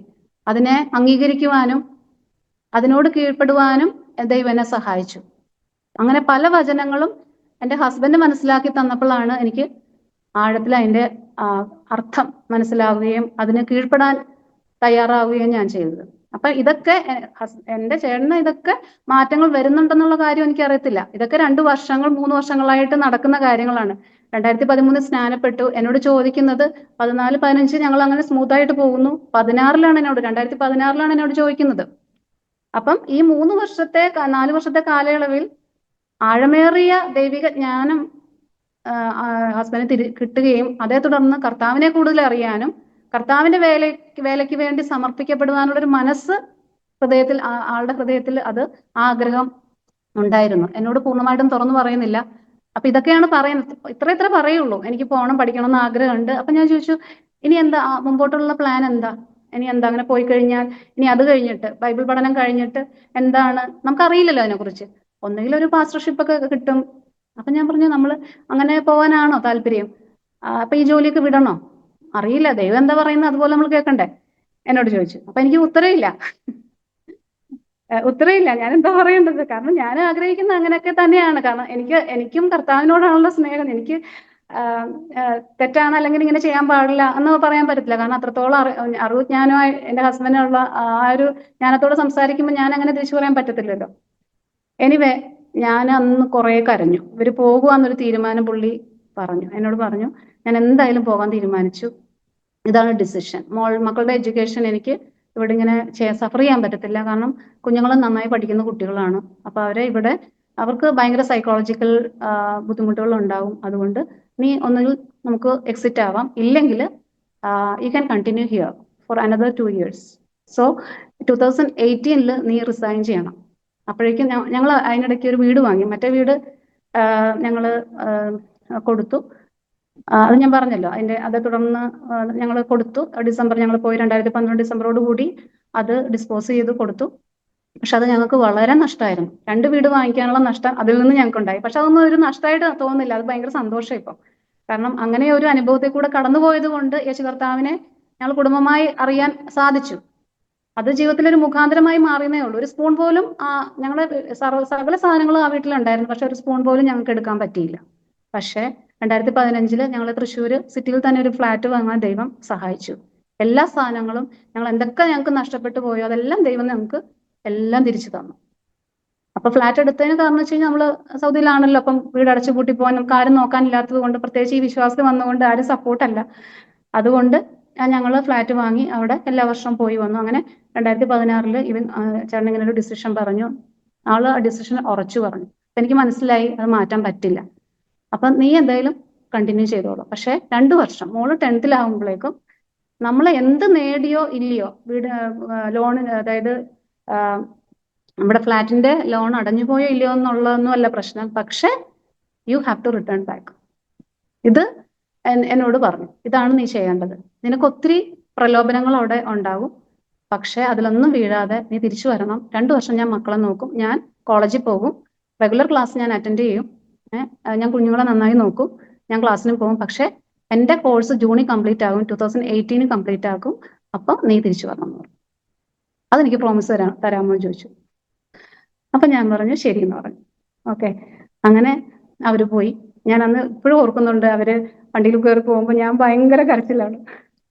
എനിക്കത് ഉൾക്കൊള്ളാൻ പോലും പറ്റത്തില്ലായിരുന്നു. കാരണം നമ്മൾ ഫാമിലി ആയിട്ടൊക്കെ സെറ്റിലായി സന്തോഷമായിട്ട് ഇരിക്കുമ്പോഴാണ് പെട്ടെന്ന് ഇങ്ങനെ ഒരു 2-3 വർഷത്തിന് ശേഷം ഇങ്ങനെ ഒരു തീരുമാനം ഉണ്ടായി പോകുമ്പോൾ എനിക്കതൊന്നും ആലോചിക്കാൻ പോലും പറ്റുന്നില്ല. പക്ഷെ അതെല്ലാം ഇപ്പം ദൈവം നന്മയ്ക്കായിട്ട് വരും. ദൈവത്തിന്റെ ജ്ഞാനം, അതൊന്നും നമുക്ക് ഗ്രഹിക്കാൻ പോലും പറ്റത്തില്ല. അത് പിന്നീട് നമ്മുടെ ജീവിതത്തിൽ എക്സ്പീരിയൻസ് ആയി മാറുമ്പോഴാണ് നമ്മൾ തിരിഞ്ഞു നോക്കുന്നത്. ഓ, ഇതൊക്കെയായിരുന്നല്ലേ ദൈവത്തിന്റെ പ്ലാൻ. എത്ര വലിയ പ്ലാനാണ് ദൈവത്തിന്. നമ്മളൊക്കെ വെറും ഒന്നുമില്ല, ജ്ഞാനം ഇല്ലാതെ എന്തൊക്കെയോ നമ്മൾ ആഗ്രഹിക്കുന്നു, പ്രാർത്ഥിക്കുന്നു. പക്ഷെ അതിൽ നിന്നും വ്യത്യസ്തമായി ദൈവത്തിന്റെ അഗാധമായ പ്ലാൻ എന്താണെന്ന് നമുക്ക് ആർക്കും അറിയത്തില്ല. അപ്പൊ അന്ന് എൻ്റെ ചെറിയ മനസ്സിൽ ഇങ്ങനെയൊക്കെ ചിന്തിച്ച് ഞാൻ പൊട്ടിക്കരഞ്ഞു. അവരെ യാത്ര അയച്ചു. എന്തായാലും മെയ് ലാസ്റ്റാണ് അവർ ചേട്ടൻ തീരുമാനം എടുക്കുന്നത്. കുഞ്ഞുങ്ങൾക്ക് നല്ലൊരു സ്കൂളിൽ അഡ്മിഷനൊക്കെ കിട്ടി. ദൈവാനുഗ്രഹം കൊണ്ട് കിട്ടി. 2 പേരെയും ചേർത്തു. അവർ സന്തോഷമായിട്ട് 2 വർഷം അച്ഛനും മക്കളും കൂടെ ഒരുമിച്ച് താമസിച്ച് വെക്കേഷനിൽ അങ്ങോട്ടേക്ക് വരും. എല്ലാ വെക്കേഷനും അവർ വരും. ക്രിസ്മസ് അതുപോലെ അങ്ങനെ വെക്കേഷൻസ് വരും. ഞാൻ നാട്ടിലേക്ക് വെക്കേഷൻ വരും. അങ്ങനെ 2 വർഷം കഴിഞ്ഞു പോയി. അപ്പൊ നമ്മുടെ ഒരു വാക്കുണ്ട് അവിടെ, ഞാൻ റിസൈൻ ചെയ്യണം. അപ്പൊ എൻ്റെ ഹസ്ബൻഡ് പറഞ്ഞ പോലെ നീ ഇപ്പം തിരിച്ച് ഈ 2018 ജൂണിൽ ഞാൻ തിരിച്ചു പോകുന്ന ആ സമയത്ത് 17 ജൂണിൽ തിരിച്ചു പോകുമ്പോൾ, ഓഗസ്റ്റ് കഴിഞ്ഞ് തിരിച്ചു പോകുമ്പോൾ റെസിഗ്നേഷൻ കൊടുക്കണമെന്ന് പറഞ്ഞു. എനിക്ക് ആക്ച്വലി 1 മാസം മുമ്പ് കൊടുത്താൽ മതി റിസൈൻ ചെയ്യാനായിട്ട്. പക്ഷേ പ്രലോഭനം, ടെംപ്ടേഷൻ വരാതിരിക്കാൻ വേണ്ടി എന്നോട് പറഞ്ഞു, നീ തിരിച്ചു ചെല്ലുന്ന ആ ഫസ്റ്റ് ഡേ തന്നെ റെസിഗ്നേഷൻ കൊടുക്കണമെന്ന് പറഞ്ഞു. അപ്പൊ ഇനിയുണ്ട് ഒരു 8 or 9 months ഉണ്ട്, പക്ഷെ നേരത്തെ കൊടുത്തോളാൻ പറഞ്ഞു. അങ്ങനെ ഞാൻ റെസിഗ്നേഷൻ കൊടുത്തു. എൻ്റെ ഡീൻ അക്സെപ്റ്റ് ചെയ്തില്ല. ചെന്ന് നീ റിസൈൻ ചെയ്യാൻ പോകുന്നോ എന്നാ ചോദിക്കുന്നത്. കാരണം എൻ്റെ സബ്ജക്റ്റിൽ ഞാൻ മാത്രമേ ഉള്ളൂ അവിടെ. അവർക്കൊന്നും അവർ ചോദിക്കുന്നത് എന്ത് പറ്റി, എന്താ ഇങ്ങനെ ഒരു തീരുമാനം? അപ്പൊ ഞാൻ പറഞ്ഞു, എനിക്ക് എന്തായാലും ഫാമിലി പോയല്ലോ, 2 വർഷമായി ഞാൻ ഒറ്റയ്ക്ക് നിൽക്കുന്ന ഫ്ലാറ്റിൽ, ഞാൻ ഒറ്റയ്ക്കല്ലേ, അപ്പൊ എനിക്ക് പോകണം എന്ന് പറഞ്ഞു. അപ്പൊ പറഞ്ഞു, അത് പറ്റത്തില്ല പ്രിയ, കാരണം ഞങ്ങൾക്ക് ആളില്ല. അതുപോലെ തന്നെ പിന്നെ അവർക്ക് ഒരാളെ ഇഷ്ടമായി കഴിഞ്ഞാൽ പിന്നെ സൗദി അങ്ങനെയാണ്, ഭയങ്കര സ്നേഹം അവർക്ക്.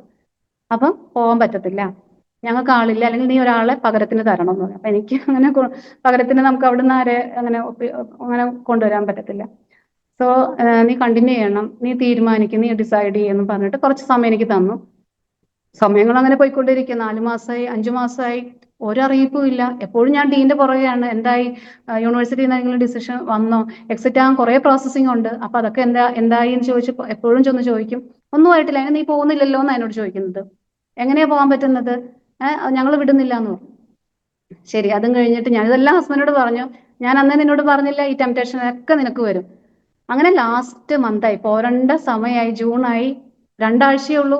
അപ്പോഴേക്കും അടുത്ത കോൺട്രാക്ടിന്റെ സമയങ്ങളായി. കോൺട്രാക്ട് നമ്മൾ റിന്യൂ ചെയ്യണം. അപ്പൊ ഞാൻ കോൺട്രാക്ടിന് കയ്യിൽ പിടിച്ചിരിക്കുകയാണ്, എനിക്ക് റിന്യൂ ചെയ്യാൻ പറ്റുന്നില്ല, ഞാൻ റെസിഗ്നേഷൻ കൊടുത്തിരിക്കുകയാണല്ലോ. ഈ റെസിഗ്നേഷന്റെ ആപ്ലിക്കേഷൻ അവർ യൂണിവേഴ്സിറ്റിക്ക് അയച്ചിട്ടേ ഇല്ല കോളേജിൽ നിന്ന്. അവസാനം ഞാൻ പോയി ഇരുന്നിട്ട് സംസാരിച്ചു, മാഡം എനിക്ക് പോയേ പറ്റുള്ളൂ.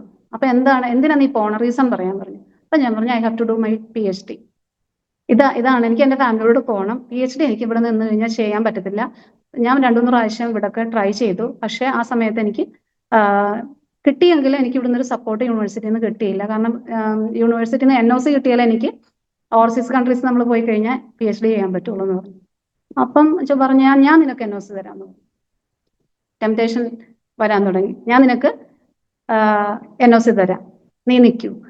പിന്നെ അതിനുശേഷം പറഞ്ഞു, പിന്നെ എൻ്റെ സാലറി കൂട്ടിത്തരാമെന്ന് പറഞ്ഞു. അടുത്ത കാര്യം, സാലറി കൂട്ടാന്ന് പറഞ്ഞു കഴിഞ്ഞാൽ 1-2 രൂപയല്ല, 2000-3000 റിയാൽ, നീ എത്ര ചോദിക്കുന്നത് അത് ഞങ്ങൾ നിനക്ക് തരാം, നീ നിൽക്കണം. അപ്പോഴും അടുത്ത ടെംപ്ടേഷൻ. ഇതിലൊന്നും, അപ്പൊ എന്നോട് ഹസ്ബൻഡ് പറഞ്ഞു, ഇതെല്ലാം നിനക്ക് ഉണ്ടാകും, ഇതെല്ലാം ഉണ്ടാകും, നേരത്തെ ഓൾറെഡി പറഞ്ഞു, അതിനുശേഷം അതുപോലെ തന്നെ സംഭവിച്ചു. ഇതിലൊന്നും നീ വീണു പോകരുത്, നമുക്കിതെല്ലാം ഉണ്ടാവും. പക്ഷെ എനിക്ക് കർത്താവ് ചില കാര്യങ്ങൾ എൻ്റെ ഹൃദയത്തിൽ തന്നിട്ടുണ്ട്. എന്നെ സപ്പോർട്ട് ചെയ്യാൻ ഈ ലോകത്തിൽ ആരുമില്ല, നീ മാത്രമുള്ളൂ എനിക്ക് സപ്പോർട്ട് ചെയ്യാനായിട്ട്. നിനക്ക് എന്ത് വേണം, ജോലി വേണോ, അതോ കർത്താവിന്റെ വേലയ്ക്ക് വേണ്ടി മുമ്പോട്ട് ഒരുങ്ങാനുള്ള ആ പ്ലാനിലേക്ക് നീ എൻ്റെ കൂടെ നിൽക്കാൻ തയ്യാറാണോ? അപ്പൊ ഞാൻ പറഞ്ഞു, ഞാൻ എന്തായാലും റെസിഗ്നേഷൻ കൊടുത്തു, പോരാനുള്ള ഒരു മനസ്സാണ് എനിക്ക്. ഇവിടെ ഒറ്റയ്ക്ക് നിൽക്കാൻ താല്പര്യമില്ല, വലിയ ഫ്ലാറ്റിൽ ഒറ്റയ്ക്ക് എങ്ങനെ ഞാൻ നിൽക്കാനാ, എനിക്കും പോരാൻ താല്പര്യമൊന്നും. പക്ഷെ ഇവരെനിക്ക് ഒരു പോസിറ്റീവായിട്ടൊരു റിപ്ലൈ തരുന്നില്ലല്ലോ.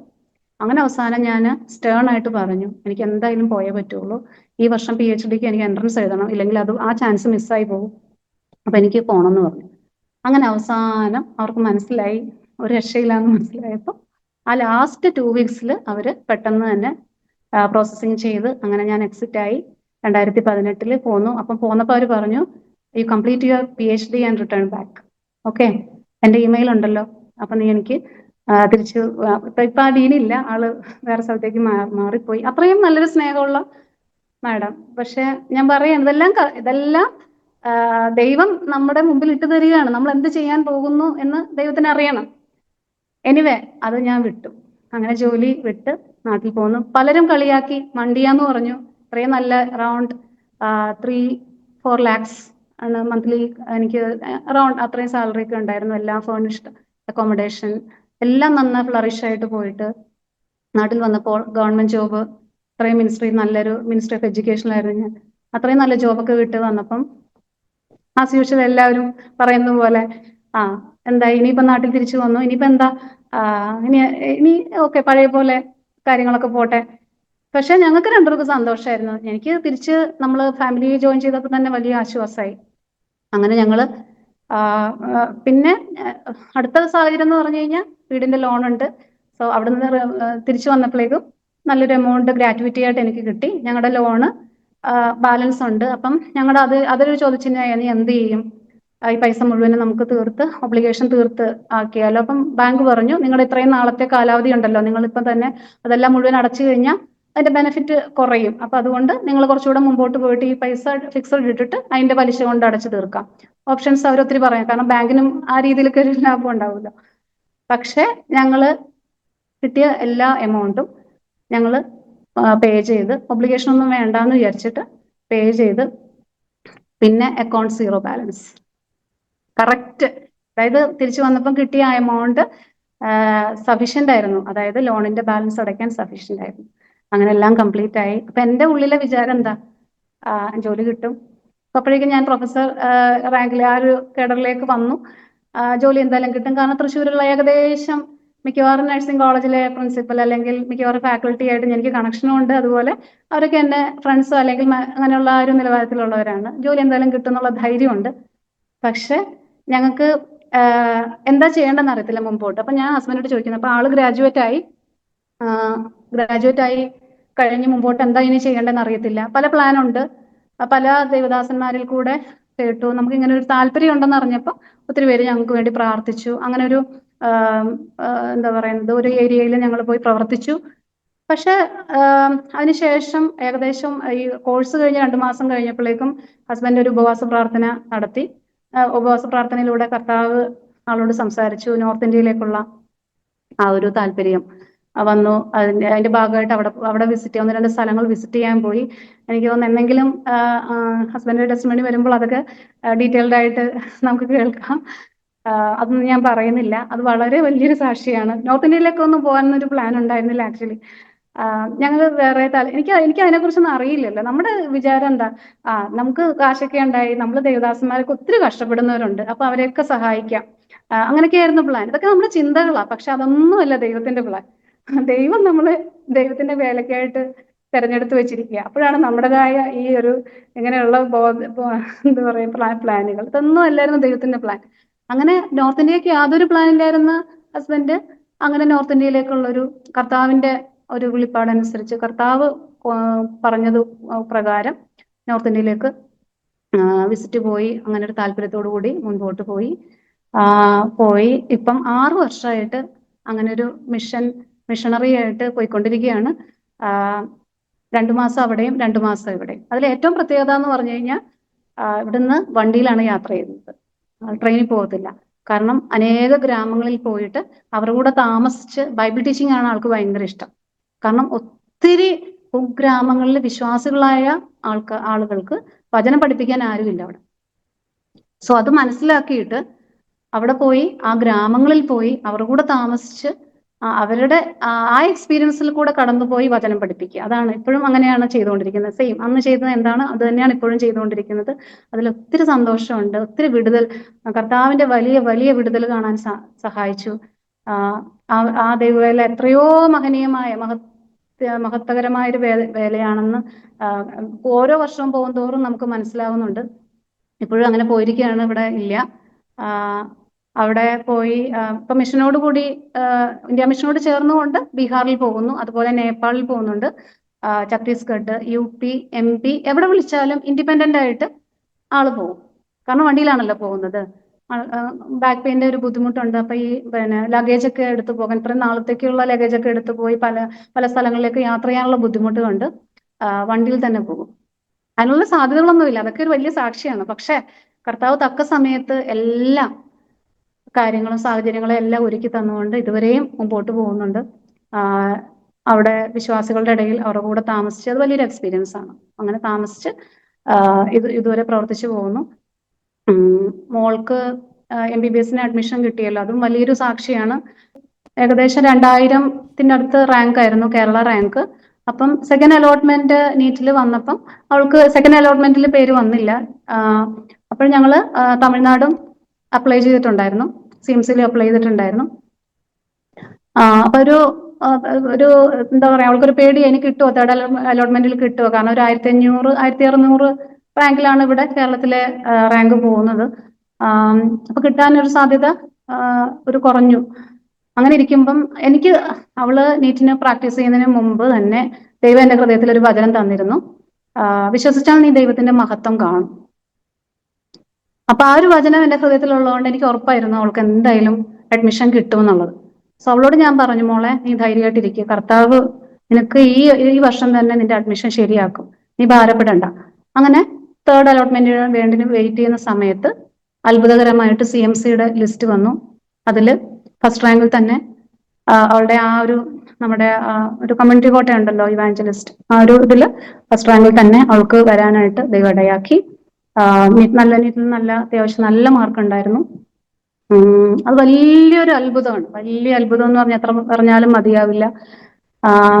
അങ്ങനെ ഞങ്ങൾ അവിടെ പോയി അഡ്മിഷൻ എടുത്തു.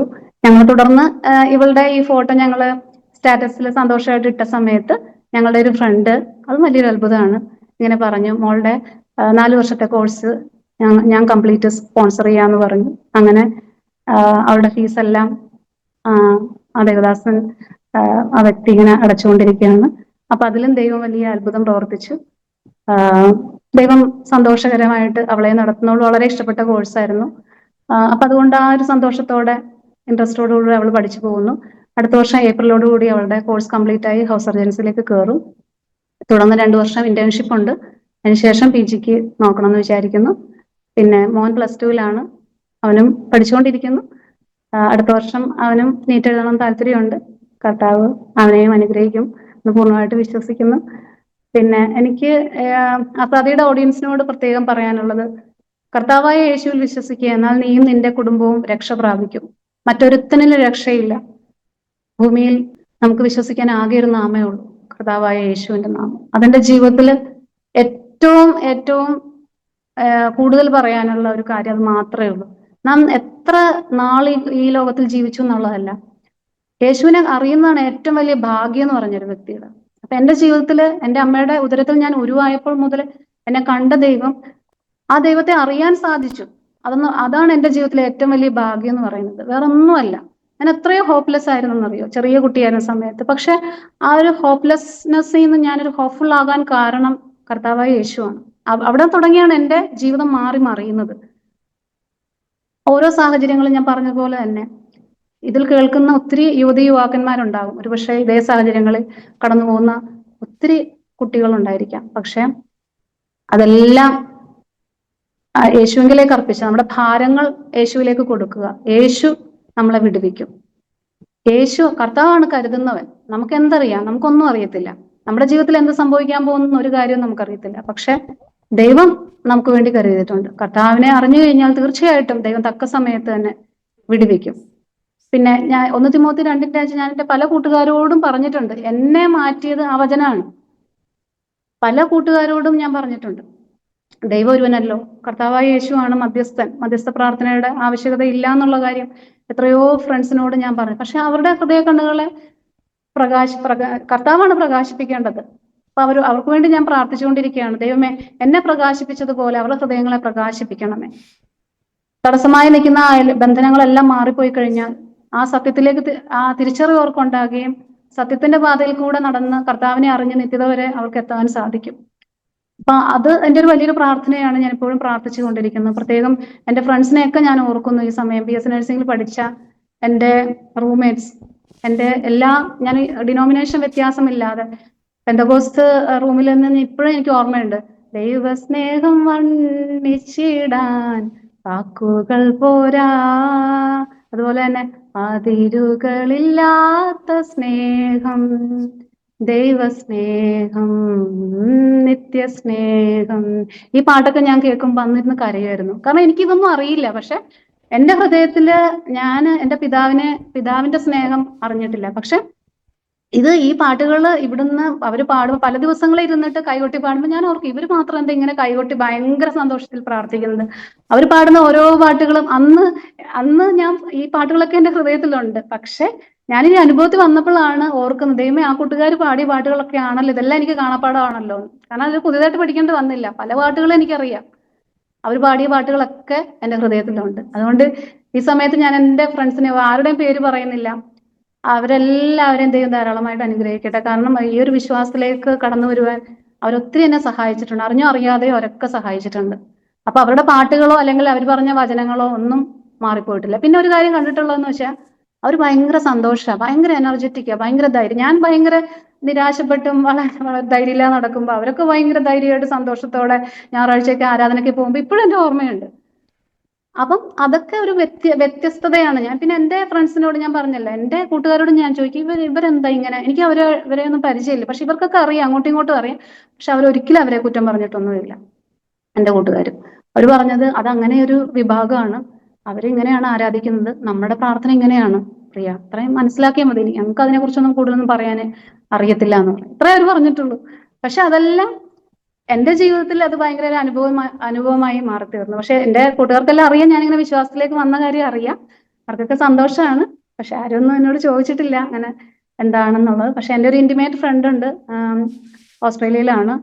ഞാൻ പിന്നീട് ഞാൻ സ്നാനപ്പെട്ടതിന്റെ 1 വർഷം മുമ്പ് അവളും സ്നാനപ്പെട്ടു. അവളാണ് ഈ തൃശ്ശൂരേക്ക് വരാനൊരു കാരണം.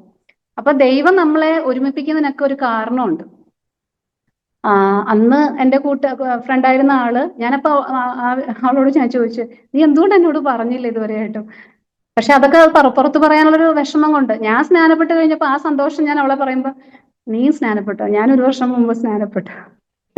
അങ്ങനെയാണ് ഞങ്ങൾ അറിയുന്നത്. എനിവേ, അതെല്ലാം ഞാൻ ഓർക്കുന്നുണ്ട്. എല്ലാം ദൈവനാമ മഹത്വത്തിനായിട്ട് ഞാനിപ്പോൾ പറയുകയാണ്. ദൈവം ധാരാളമായിട്ട് എല്ലാവരെയും അനുഗ്രഹിക്കട്ടെ. ഇതാണ് എൻ്റെ ഒരു ചെറിയ സാക്ഷ്യം. ഇനി ഹസ്ബൻഡ് സാക്ഷ്യം വേറൊരു സൈഡിലുണ്ട്. അത് തീർച്ചയായിട്ടും എപ്പോഴെങ്കിലും നമുക്ക് വേഗത്തിൽ അങ്ങനെ അവസരം കിട്ടുകയാണെങ്കിൽ. ഞങ്ങള് പിന്നെ സിസ്റ്റർ സാക്ഷ്യം പറഞ്ഞുകൊണ്ടിരുന്നപ്പോൾ തന്നെ സാൻഡി എന്നോട് പറഞ്ഞു, വേഗത്തിൽ ഹസ്ബൻഡിൻ്റെ സാക്ഷ്യം കൊണ്ടുവരണം എന്ന് പറഞ്ഞു ഇടയ്ക്ക് എന്നോടൊന്ന് പറഞ്ഞു. അപ്പം ഞങ്ങൾ ഓൾറെഡി അത് മനസ്സിൽ ചിന്തിക്കുകയും, ചെറിയ സാക്ഷ്യമല്ല സിസ്റ്ററെ, ഒരു വലിയ സാക്ഷ്യമാണ്. ഞാൻ എൻ്റെ ഹൃദയത്തിൽ വന്ന ചിന്തയെന്ന് പറഞ്ഞാൽ, ദൈവം ഒരു വ്യക്തിയെ സ്നേഹിച്ച് എങ്ങനെയാണ് സ്റ്റെപ്പ് ബൈ സ്റ്റെപ്പായിട്ട് അല്ലേ കർത്താവിൻ്റെ ആ കരവലയത്തിലേക്ക് കൊണ്ടുവന്ന് സ്നേഹിക്കുന്നത്. സിസ്റ്റർ പറഞ്ഞ ആ സാക്ഷ്യത്തിൽ നമുക്ക് കാണാൻ പറ്റുന്നത് യേശുവിൻ്റെ സ്നേഹമാണ് നമ്മൾ അനുഭവിച്ചറിയുന്നത്. ഇതൊരു ഒരു ഒരു മതം മാറ്റമോ മതമോ ഒന്നുമല്ല, ഇതൊരു ഭയങ്കര റിലേഷൻഷിപ്പാണ്, നമുക്ക് അനുഭവിച്ചറിയാൻ കഴിയുന്ന റിലേഷൻഷിപ്പ്. Psychiatric nursing പഠിച്ചല്ലേ? അതെ. നമ്മുടെ ചർച്ചിലൊരു സഹോദരന് വലിയ ഡ്രഗ് അഡിക്റ്റൊക്കെ ആയിട്ട് നടന്നൊരു മനുഷ്യനാണ്. അപ്പം പുള്ളി ഇടയ്ക്ക് ചർച്ചിൽ വന്ന് രക്ഷിക്കപ്പെട്ടു, ഡ്രഗൊക്കെ നിർത്തി. അപ്പം പുള്ളി ഇടയ്ക്ക് ഏതോ ഇതുപോലെ ഒരു സൈക്കാട്രിസ്റ്റിനെ കാണാൻ പോയപ്പോൾ സൈക്കാട്രിസ്റ്റുണ്ട് ഈ പുള്ളി പറഞ്ഞു, എനിക്ക് ഭയങ്കര സന്തോഷമാണെന്ന് പറഞ്ഞു. അപ്പോൾ എപ്പോഴും സന്തോഷമാണ്. അപ്പോൾ സൈക്കാട്രിസ്റ്റിനെ അത് വിശ്വസിക്കാൻ പറ്റത്തില്ല. അപ്പോൾ സൈക്കാട്രിസ്റ്റ് തിരിച്ചു പറഞ്ഞു, അതും ഒരു മാനസിക രോഗമാണെന്ന് പറഞ്ഞു. കാണുന്നവർക്ക് കൊടുക്കും, ഈ പുള്ളി എപ്പോഴും ചിരിച്ച് സന്തോഷിച്ച് ഇങ്ങനെ അല്ലേ, മുമ്പേ പറഞ്ഞ പോലെ കൈയൊക്കെ കൊട്ടി പാടുന്നു, ബഹളം ഉണ്ടാക്കുന്നു, പിന്നെ നല്ല ഊർജ്ജസ്വലരായിട്ട് നടക്കുന്നു, എനർജറ്റിക്കായിട്ട് നടക്കുന്നു. ഇത് ലോകത്തിന് മനസ്സിലാകത്തില്ല. നമ്മൾ അനുഭവിക്കുന്ന സന്തോഷം റിയലി ഓരോരുത്തരൊക്കെ സഭായോഗത്തിന് വന്ന് നൃത്തം ചെയ്ത് കൈകൊട്ടി ആരാധിക്കുന്ന കണ്ടാൽ നമ്മളോർക്ക് ഒരു പ്രശ്നവുമില്ല, ഭയങ്കര സന്തോഷം.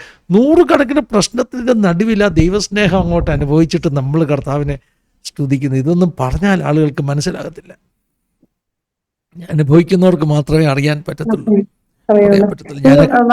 വചനമൊക്കെ എൻ്റെ അമ്മയോടൊക്കെ പറഞ്ഞിട്ടുണ്ട്. ഞങ്ങൾ വിശ്വാസത്തിൽ വന്നിട്ട് കുറേ പ്രശ്നങ്ങളൊക്കെ ഉണ്ടായി. കഴിഞ്ഞ 8 വർഷങ്ങൾക്ക് മുമ്പ് അച്ഛൻ മരിച്ചു. അതിനുശേഷം വീടുമായിട്ട് ഭയങ്കര ഡിറ്റാച്ച്ഡ് ആയി. ഹസ്ബൻഡിന്റെ വീട്ടുകാർ ഭയങ്കര ബുദ്ധിമുട്ടാണ്. കാരണം ഞങ്ങൾ അവിടെ പോയാലും സംസാരമില്ല, അവർക്കൊന്നും ഉൾക്കൊള്ളാം, അവരെ കുറ്റം പറഞ്ഞിട്ട് കാര്യമില്ല, അവർക്ക് ഈ വിശ്വാസമൊന്നും അക്സെപ്റ്റ് ചെയ്യാൻ പറ്റത്തില്ല. അതിനിടയ്ക്ക് അച്ഛൻ മരിച്ചു, അച്ഛൻ്റെ സംസ്കാര ചടങ്ങുകൾക്കൊന്നും പങ്കെടുക്കാൻ പറ്റാതായി. കർമ്മമൊന്നും ചെയ്തിട്ട്, മരിച്ച ബോഡിയിൽ കർമ്മമൊന്നും ചെയ്തിട്ട് കാര്യമൊന്നും ഇല്ല എന്ന് പറഞ്ഞെങ്കിലും അവരങ്ങനെ താല്പര്യമില്ലെങ്കിൽ പൊക്കോളൂ എന്ന് പറഞ്ഞു. അങ്ങനെ അന്ന് സംസ്കാരത്തിനൊന്നും പങ്കെടുത്തില്ല. വളരെ സങ്കടത്തോടെ പ്രയാസത്തോടെ തിരിച്ചു പോരേണ്ട അവസ്ഥകളൊക്കെ ഞങ്ങളുടെ ജീവിതത്തിൽ ഒത്തിരി ഒത്തിരി എന്താ പറയുന്നത്, നെഗ്ലക്റ്റിന്റെ അനുഭവങ്ങളൊക്കെ ഉണ്ടായി. നമ്മളെ അങ്ങ് അവരുടെ ഇതല്ല, കുറ്റമല്ല, അവരെ ഇതായിട്ട് പറയുന്നതല്ല. പക്ഷെ എങ്കിൽ പോലും ദൈവത്തിന് അതിനൊക്കെ ഒരു പ്ലാൻ ഉണ്ടായിരുന്നു. എൻ്റെ ഫാമിലിയിൽ അമ്മയോടും സഹോദരങ്ങളോടൊക്കെ ഞങ്ങളുടെ അനുഭവം പറഞ്ഞിട്ടുണ്ട്. പൂർണ്ണമായിട്ട് ഇപ്പം ഈ സാക്ഷ്യത്തിലൂടെ ആയിരിക്കും ഒരു പക്ഷെ അവർ കേൾക്കാൻ പോകുന്നത്. എങ്കിലും അമ്മയോട് ഇരുന്ന് ഞങ്ങൾ രണ്ടുപേരും ബൈബിള് തുറന്നു വെച്ചിട്ട് വചനം പറഞ്ഞിട്ടുണ്ട്. പലരും, പല വ്യക്തികളും ഞങ്ങൾ അമ്മയെ പല ഭവനങ്ങളിലേക്കും, നമ്മുടെ ഫ്രണ്ട്സിന്റെ ഭവനങ്ങളിലേക്ക് കൊണ്ടുപോയിട്ടുണ്ട്. അവരൊക്കെ അമ്മയോട് വചനത്തിൽ കൂടെ രക്ഷയുടെ അനുഭവത്തിലേക്ക് കടന്നു വരണം എന്നൊക്കെ പറഞ്ഞിട്ടുണ്ട്. എങ്കിലും ഇതുവരെ വന്നിട്ടില്ല. അമ്മ ഇപ്പൊ ഒറ്റയ്ക്കാണ്, ഭവനത്തിൽ ഒറ്റയ്ക്കാണ് താമസം. അതെ. ഞാൻ കഴിഞ്ഞ 2 ദിവസങ്ങളിൽ നമ്മുടെ ചർച്ചയിൽ പറഞ്ഞ ഒരു കാര്യം, അമ്മയുടെ ഉദരത്തിൽ വെച്ച് നമ്മളെ കണ്ടൊരു ദൈവമുണ്ട്. ഇപ്പം സിസ്റ്ററുമായിട്ടുള്ള ഈ ഒരു സാക്ഷ്യത്തിൻ്റെ സെക്ഷൻ ഇരിക്കുന്നതിന് മുമ്പ് ഞങ്ങൾ ഞങ്ങളുടെ ചർച്ചിൻ്റെ ഒരു വീട്ടിൽ വിസിറ്റ് ചെയ്തിട്ട് തിരിച്ചു വന്നതാണ്. അപ്പോൾ ആ വീടെന്ന് പറഞ്ഞാൽ ഒരു ശർമ്മ ഫാമിലിയാണ്, നോർത്ത് ഇന്ത്യൻ ബ്രാഹ്മിൺ ഫാമിലിയാണ്. 2019 ഞങ്ങളുടെ ചർച്ചിൽ വന്നത്. തകർന്ന് 0 ആയി നിൽക്കുന്ന സമയത്താണ് ചർച്ചിൽ വരുന്നത്. സത്യത്തിൽ ആ സഹോദരി ബിൽഡിങ്ങിൻ്റെ കോമ്പൗണ്ടിലിരുന്ന് ഒരു ബെഞ്ചിലിരുന്ന് കരഞ്ഞുകൊണ്ടിരിക്കുക ആ സിസ്റ്റർ. അപ്പോൾ നമ്മുടെ ചർച്ചിൽ ഒരു ആൻറ്റി കണ്ടിട്ട് ചോദിച്ചു, എന്താ നീ കരയുന്നതെന്ന് ചോദിച്ചു. അപ്പോൾ പറഞ്ഞു ഇങ്ങനെ പ്രശ്നമാണെന്ന് പറഞ്ഞു. അപ്പോൾ ഭർത്താവ് ഡിവോഴ്സ് ചെയ്യണമെന്ന് പറഞ്ഞ് ബഹളം. അങ്ങനെ ആ സഹോദരി ഒറ്റയ്ക്കൊരു വീട് വാടകയ്ക്കെടുത്ത് താമസിക്കുന്ന സമയമാണ്. അപ്പം ഞങ്ങളുടെ ആൻറ്റി പറഞ്ഞു നീ ഞങ്ങളുടെ പ്രേയറിന് വരാൻ പറഞ്ഞു. അങ്ങനെ ആ സഹോദരി ദീപിക ശർമ്മ എന്നാണ് പേര്. അവർ നമ്മുടെ പ്രേയറിന് ആദ്യമായിട്ട് വന്നു. ഭർത്താവ് അത് അറിഞ്ഞപ്പം ഭർത്താവിന് ഭയങ്കര ദേഷ്യമായി. ഇവൾ മതം മാറാൻ പോകുന്നു. അപ്പം ഡിവോഴ്സ് ചെയ്യാൻ പോയ പാർട്ടിയും മതം മാറാൻ പോകുന്നതെന്ന് പറഞ്ഞ് ബഹളം ഉണ്ടാക്കാൻ വന്നതാണ്. അദ്ദേഹം വന്നിട്ട് ഭാര്യയോട് ബഹളമൊക്കെ ഉണ്ടാക്കിയപ്പോൾ പുള്ളിക്കാരി പറഞ്ഞു ഒരു പ്രാവശ്യം പ്രേയറിനൊന്ന് വരാൻ പറഞ്ഞു. അങ്ങനെ ഒറ്റ പ്രാവശ്യം പുള്ളി വന്നു. അന്ന് കർത്താവ് പുള്ളിയെ തോറ്റു. ഡിവോഴ്സ് നടന്നില്ല, അവരൊന്നിച്ചു. അവർ 0യിൽ നിന്ന് അവരെ ദൈവം തിരിച്ചു കൊണ്ടുവന്നു. ഈ കഴിഞ്ഞ ശനിയാഴ്ച അവരുടെ വീടിൻ്റെ കേടുതാമസമായിരുന്നു. പുതിയ വീട് വാങ്ങിച്ചത്, വലിയ വീടാണ്. അദ്ദേഹം ചാർട്ടേഡ് അക്കൗണ്ടൻ്റാണ്, CA കാരനാണ്. പുള്ളിക്കാരി പോസ്റ്റ് ഗ്രാജുവേറ്റാണ്. നല്ല ഒരു ബാക്ക്ഗ്രൗണ്ടിൽ നിന്നുള്ളൊരു ഫാമിലി. അപ്പം ഞാൻ ആ പെരവാസ്തോലിക്ക് അല്ലെങ്കിൽ ആ ഹൗസ് വാമിങ്ങിന് ഞാൻ പറഞ്ഞ കാര്യം 2019 നമ്മുടെ ചർച്ചിൽ ആ കുടുംബം വന്നില്ലായിരുന്നെങ്കിൽ ഇന്നൊരു പക്ഷേ ഭൂമിയുടെ മുഖത്ത് അവർ കാണത്തില്ല. അത് കാരണം അവർ രണ്ടുപേരും ഭയങ്കര ഒരു ലൈഫ് എക്സ്പീരിയൻസ് അവരുടേത്. മലയാളത്തിൽ അവർക്ക് പറയാൻ അറിയാത്തതുകൊണ്ടാണ് നമ്മൾ മലയാളത്തിൽ സാക്ഷ്യം കൊണ്ടുവരാത്തത്. അവരുടെ സാക്ഷി നമ്മുടെ ഹിന്ദി ചാനലിൽ വന്നിട്ടുണ്ട്. അപ്പം അവർ യേശുവിനെ അറിഞ്ഞില്ലെങ്കിൽ, അന്ന് ആ മീറ്റിങ്ങിന് വന്നില്ലെങ്കിൽ ഇന്നൊരു പക്ഷേ അവർ രണ്ടുപേരും ഭൂമിയുടെ മുഖത്ത് കാണത്തില്ല. എന്തായിരിക്കും അവരുടെ അവസ്ഥ?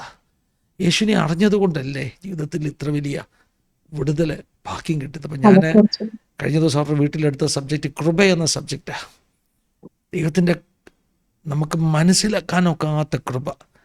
അന്ന് ഹസ്ബൻഡ് പെണ്ണ് കാണാൻ വന്നപ്പം നമ്മൾ യേശുവിനെയാണ് വിശ്വസിക്കുന്നതെന്ന് പറഞ്ഞപ്പോൾ ഞാൻ എൻ്റെ മനസ്സിൽ പെട്ടെന്ന് എന്താ ഓർത്തെന്നറിയാം, അദ്ദേഹത്തിന് എന്തോ ക്രിസ്ത്യാനികളുമായിട്ടൊക്കെ ബന്ധമുണ്ട്, ഒരു താല്പര്യമുള്ള ആളായിരുന്നായിരിക്കും.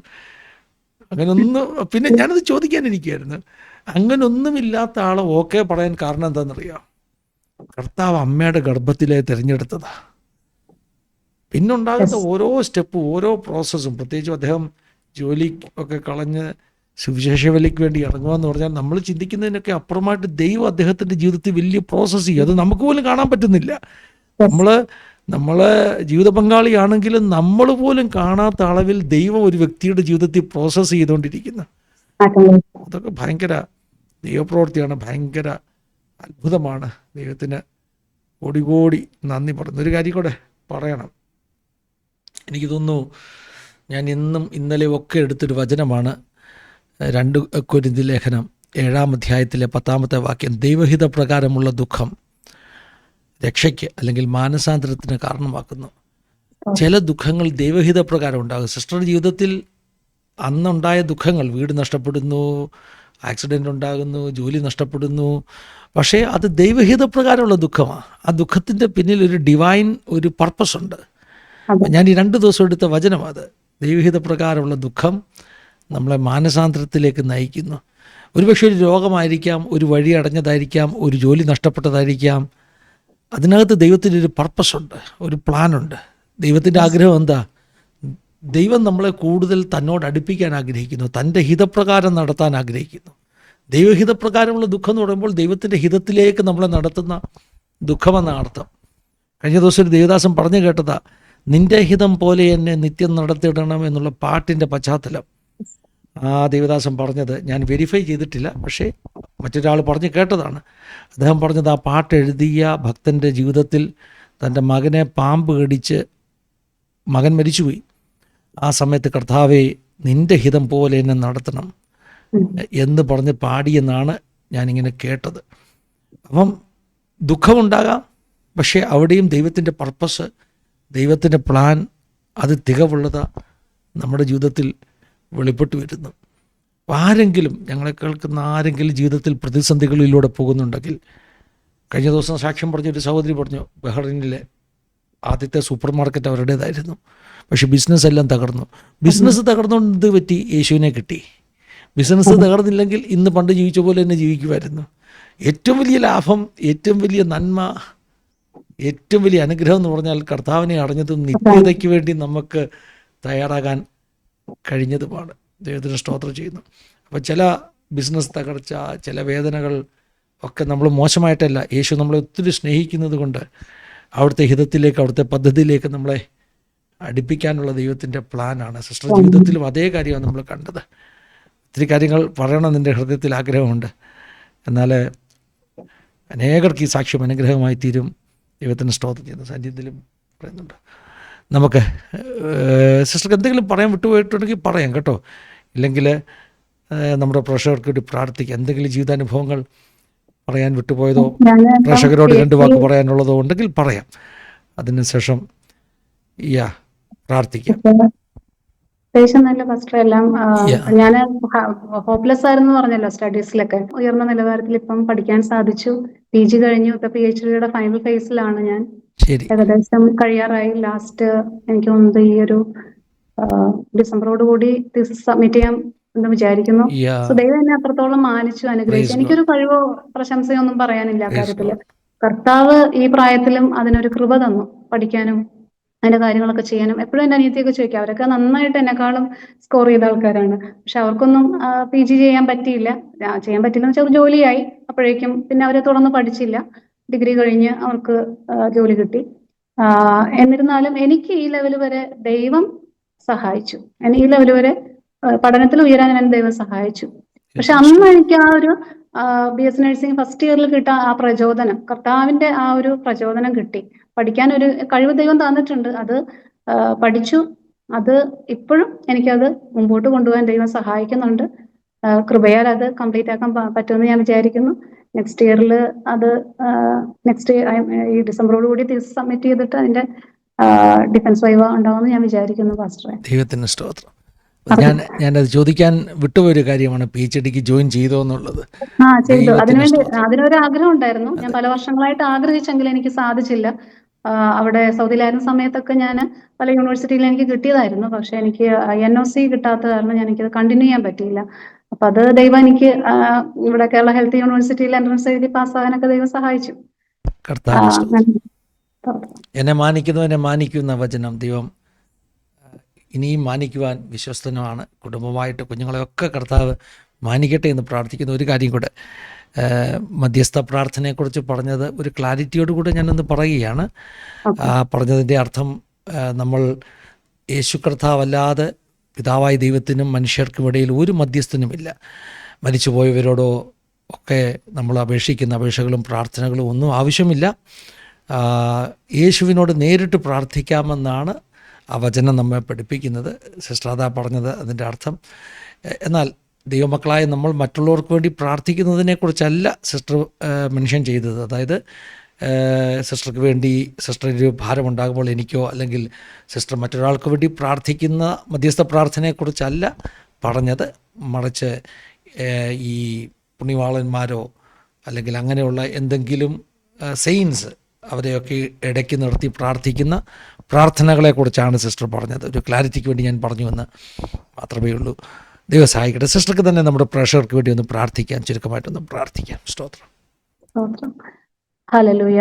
മഹാപരിശുദ്ധനും കാരുണ്യവാനുമായ അടിയങ്ങളുടെ സ്വർഗീയ നല്ല പിതാവേ, അനുഗ്രഹീതമായ ഈ നല്ല സമയത്തിനായി നന്ദിയോടെ കർത്താവെ അങ്ങയെ സ്തുതിക്കുന്ന സ്തോത്രം ചെയ്യുന്നു. ഹല്ലേലൂയ. എൻ മനമേ യഹോവയെ വാഴ്ത്തുക, എന്റെ സർവാന്തരംഗവുമേ അവന്റെ വിശുദ്ധ നാമത്തെ വാഴ്ത്തുക. എൻ മനമേ യഹോവയെ വാഴ്ത്തുക, അവന്റെ ഉപകാരങ്ങളൊന്നും മറക്കരുത്. കർത്താവെ, ഈ നല്ല സമയത്തിനായി ഒരിക്കൽ കൂടി അങ്ങയെ വാഴ്ത്തുന്നു, സ്തുതിക്കുന്നു. പ്രത്യേകാൽ അടിയന് കിട്ടിയ ഈ അവസരത്തിനായി ദൈവമേ പ്രിയ ഫിനി പാസ്റ്ററെ ഓർത്ത്, സാൻഡി സിസ്റ്ററെ ഓർത്ത് പ്രാർത്ഥിക്കുന്നു നാഥാ. ഹല്ലേലൂയ. ഈ ചാനൽ ദൈവമേ അനേകർക്ക് അനുഗ്രഹമായി തീരത്തക്കവണ്ണം ഇനിയും ദൈവമേ കർത്താവിന്റെ ദാസനെയും കുടുംബത്തെയും അങ്ങ് ഉപയോഗിക്കുമാറാകണമേ. മക്കളെ രണ്ടുപേരെയും കർത്താവ് ധാരാളമായി അനുഗ്രഹിക്കണമേ. ദൈവനാമ മഹത്വത്തിനായി കുഞ്ഞുങ്ങളെ അങ്ങ് ഉപയോഗിക്കുമാറാകണമേ എന്ന് അങ്ങയോട് പ്രാർത്ഥിക്കുന്നു. അതുപോലെ പ്രേക്ഷകരായി ദൈവമേ ഈ സാക്ഷ്യം കേട്ടുകൊണ്ടിരിക്കുന്ന ആസാദിയുടെ ഓഡിയൻസ്, അതുപോലെ ഇനി കേൾക്കാനിരിക്കുന്നവർക്കും വേണ്ടി അടിയൻ പ്രാർത്ഥിക്കുന്നു നാഥ. അവരുടെ ഹൃദയത്തിലെ ആഗ്രഹങ്ങളെ എൻ്റെ കർത്താവ് അറിയുന്നുവല്ലോ. ഈ സാക്ഷ്യം കേൾക്കുമ്പോൾ അനേകർക്ക് വിടുതലായി തീരുവാൻ എൻ്റെ കർത്താവ് സഹായിക്കണമേ എന്ന് അങ്ങയോട് പ്രാർത്ഥിക്കുന്നു നാഥ. ഹല്ലേലൂയ. അടിയങ്ങൾ പറഞ്ഞ ഈ വചനങ്ങളെല്ലാം ദൈവമേ അവരുടെ ഹൃദയത്തിൽ പരിവർത്തിക്കുവാൻ തക്കവിധം പരിശുദ്ധ ആത്മാവെ സഹായിക്കണമേ എന്ന് പ്രാർത്ഥിക്കുന്നു. ഒരിക്കൽ കൂടി അടിയങ്ങളെ ഏൽപ്പിച്ച് പ്രാർത്ഥിക്കുന്നു. കർത്താവ് പ്രാർത്ഥന കേട്ടതിനായി സ്തോത്രം. യേശുവിൻ നാമത്തിൽ തന്നെ നല്ല പിതാവേ. ആമേൻ ആമേൻ. പിതാപുത്ര പരിശുദ്ധാത്മാവാകുന്ന ത്രിയേക ദൈവത്തിൻ്റെ കൂട്ടായ്മ, സഹവാസം, കാവൽ നാം എല്ലാവരുടെ മേലും പ്രത്യേകമായി നമ്മുടെ നടുവിൽ കടന്നു വന്ന് ജീവിതാനുഭവങ്ങൾ പങ്കുവച്ച പ്രിയ സിസ്റ്ററുടെ മേൽ, തൻ്റെ കുടുംബത്തിൻ്റെ മേൽ, അവരുടെ ശുശ്രൂഷകളുടെ മേൽ ഇന്ന് മുതൽ എപ്പോഴും എന്നേക്കും ഉണ്ടായിരിക്കുമാറാകട്ടെ. ആമേൻ. Thank you sister. ഒരു പ്രാവശ്യം നന്ദി പറയുക. ഇത്രയും സമയങ്ങൾ വളരെ അനുഗ്രഹിക്കപ്പെട്ട സാക്ഷ്യമായിരുന്നു. ദൈവത്തിൻ്റെ ഒരു വ്യക്തിയെ എങ്ങനെയാണ് കർത്താവ് സ്നേഹിച്ച് കരുതി പുറത്തു കൊണ്ടുവരുന്നത്, കർത്താവ് നടത്തുന്നത്, ഭയങ്കര എക്സാമ്പിളാണ് നിങ്ങളുടെ ജീവിതം. ദൈവം സഹായിക്കട്ടെ, അനുഗ്രഹിക്കട്ടെ. ദേവദാസന്റെ സാക്ഷ്യം ഞങ്ങൾക്ക് വേഗത്തിൽ കേൾക്കണം കേട്ടോ. ഇത് സാക്ഷിയൊന്നും പറയാനായിട്ട് ഞാൻ വിചാരിച്ചതല്ല. ജോണി ബ്രദറെ വീട്ടിൽ പോയപ്പം പറഞ്ഞു, പിന്നെ പാസ്റ്ററേയും ഫാമിലിയെ വിളിച്ചിട്ടുണ്ട്, ചിലപ്പോൾ അവർ വരികയായിരിക്കും. അപ്പൊ ഞാൻ ഡെയിലി നിങ്ങളുടെ 1-2 സാക്ഷ്യം എപ്പോഴും കേൾക്കും, ഇന്നും കേട്ടിട്ടുണ്ട്. അപ്പൊ എനിക്ക് നിങ്ങളൊരു സെലിബ്രിറ്റി പോലെയാണ്. നമ്മള് കാണുമ്പോൾ ആ ഒരു ഫീലിലാണ് ഞാൻ നിങ്ങളെ കണ്ടത്. ഒന്ന് പരിചയപ്പെടണമെന്ന് മാത്രമേ ആഗ്രഹം ഉണ്ടായിരുന്നുള്ളൂ. നിങ്ങൾ വളരെ ധൃതിയിൽ പോകാൻ ഇറങ്ങുകയാണെങ്കിലും പാസ്റ്ററെ കണ്ട് ഒന്ന് സന്തോഷമായിട്ട് ഒന്ന് സംസാരിക്കണം എന്ന് ആഗ്രഹം ഉണ്ടായിരുന്നു. അത് സാധിച്ചു. അപ്പോഴേക്ക് സിസ്റ്റർ സാക്ഷ്യത്തിന് റെഡിയാണോ എന്ന് ചോദിച്ചു. അങ്ങനെ ഞാൻ പ്രതീക്ഷിച്ചതേയില്ല. കാരണം ഞാൻ വിചാരിക്കുന്ന ദൈവം ഞങ്ങൾക്ക് തന്നൊരു കൃപയുണ്ട്.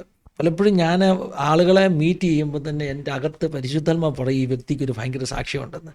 അപ്പോൾ അതൊരു പ്രത്യേക അനുഭവമാണ്. ഞാൻ അങ്ങനെ ഒത്തിരി പേര് പെട്ടെന്ന് കാണുമ്പോൾ, സ്പോണ്ടേനിയസ് ആയിട്ട് കാണുമ്പോൾ തന്നെ ദൈവാത്മാവ് ഒരു ഗൈഡൻസ് തരും. അന്ന് പ്രിയ സിസ്റ്ററുമായിട്ട് ഞങ്ങൾ സംസാരിക്കുമ്പോൾ തന്നെ അകത്തെന്തോ പറയുന്നു, ഒരു വലിയ സാക്ഷ്യമുണ്ടെന്ന്. സത്യത്തിൽ ഇതിപ്പോൾ കേട്ട് കഴിഞ്ഞപ്പോഴാണ് മനസ്സിലായത് ഇത്ര വലിയ സാക്ഷ്യമായിരുന്നു എന്നുള്ളത്. ആക്ച്വലി നമ്മൾ ഞങ്ങളുടെ ഫ്ലൈറ്റ് 5:20 അങ്ങാണ്ടായിരുന്നു. അന്നേരം ഞങ്ങൾക്ക് പെട്ടെന്ന് പോകണമായിരുന്നു. പക്ഷേ നമ്മൾ ജസ്റ്റ് കല്യാണത്തിന് വേണ്ടി ഇറങ്ങിയ വണ്ടി കയറിയപ്പം പെട്ടെന്ന് മെസ്സേജ് വന്ന് ഫ്ലൈറ്റ് 2 മണിക്കൂർ ഡിലേ ആയി, 7 o'clock ഫ്ലൈറ്റ് ഉള്ളത്. അതുകൊണ്ടാണ് ഞങ്ങൾക്ക് അവിടെ നിൽക്കാൻ പറ്റിയത്. അല്ലെങ്കിൽ ആ കല്യാണം കഴിഞ്ഞ ഉടനെ തന്നെ ഞങ്ങൾ എയർപോർട്ടിലോട്ട് വരാനുള്ള പ്ലാനിങ്, അതിന് ഡ്രൈവറെ വരെ പറഞ്ഞു വെച്ചിരിക്കുകയായിരുന്നു.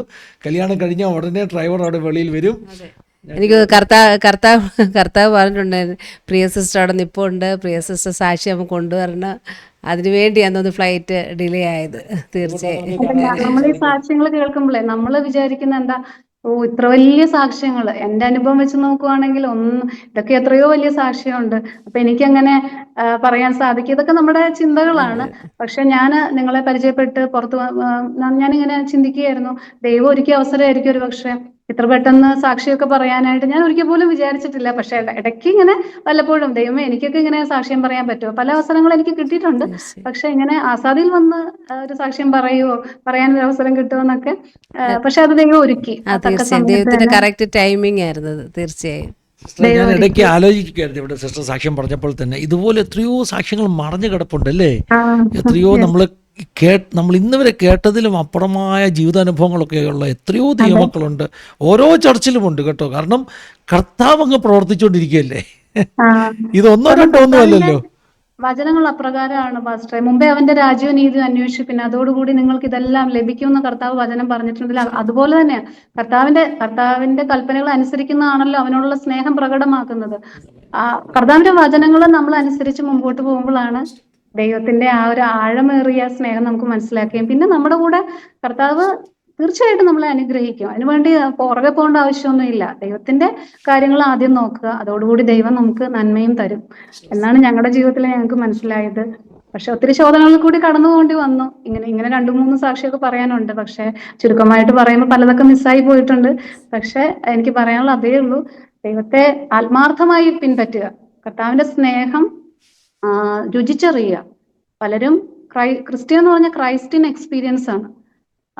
പലർക്കും അതറിയില്ല, എന്താണ് ക്രിസ്ത്യാനി എന്ന് പോലും അറിയില്ല. അപ്പം ദൈവം കർത്താവ് ഉള്ളത്തിൽ വേണം നമ്മുടെ ആ ക്രിസ്ത്യാനിത്വം എന്ന് പറയുന്നത് അതാണ്, ദൈവം ഉള്ളിലുള്ള അവസ്ഥ.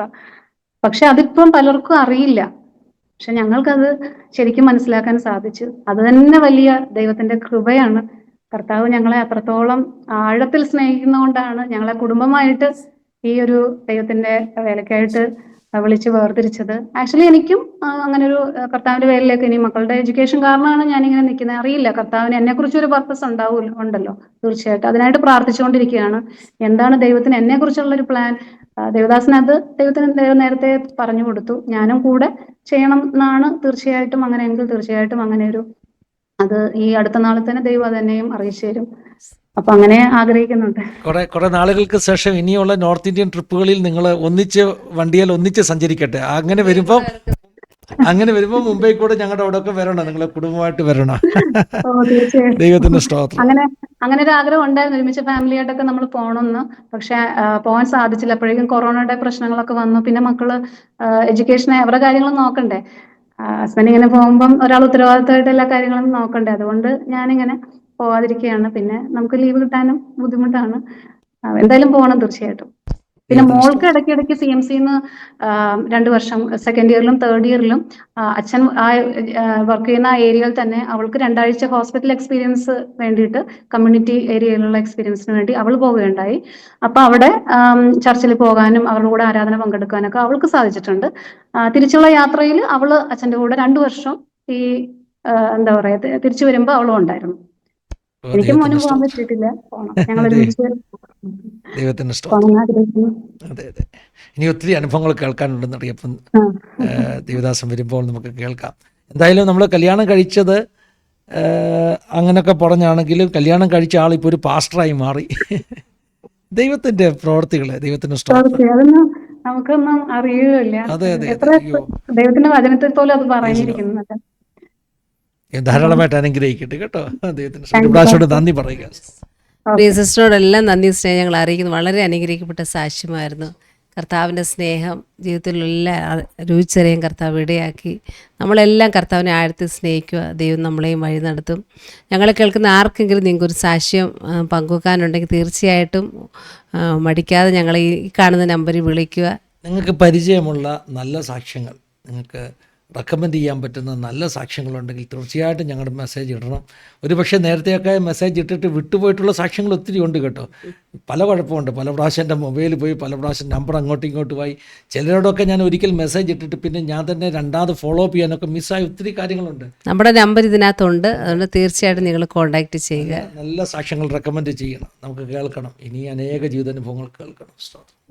ദൈവം എല്ലാവരും അനുഗ്രഹിക്കുകയും സഹായിക്കുകയും ചെയ്യട്ടെ. God bless you all. Have a wonderful time.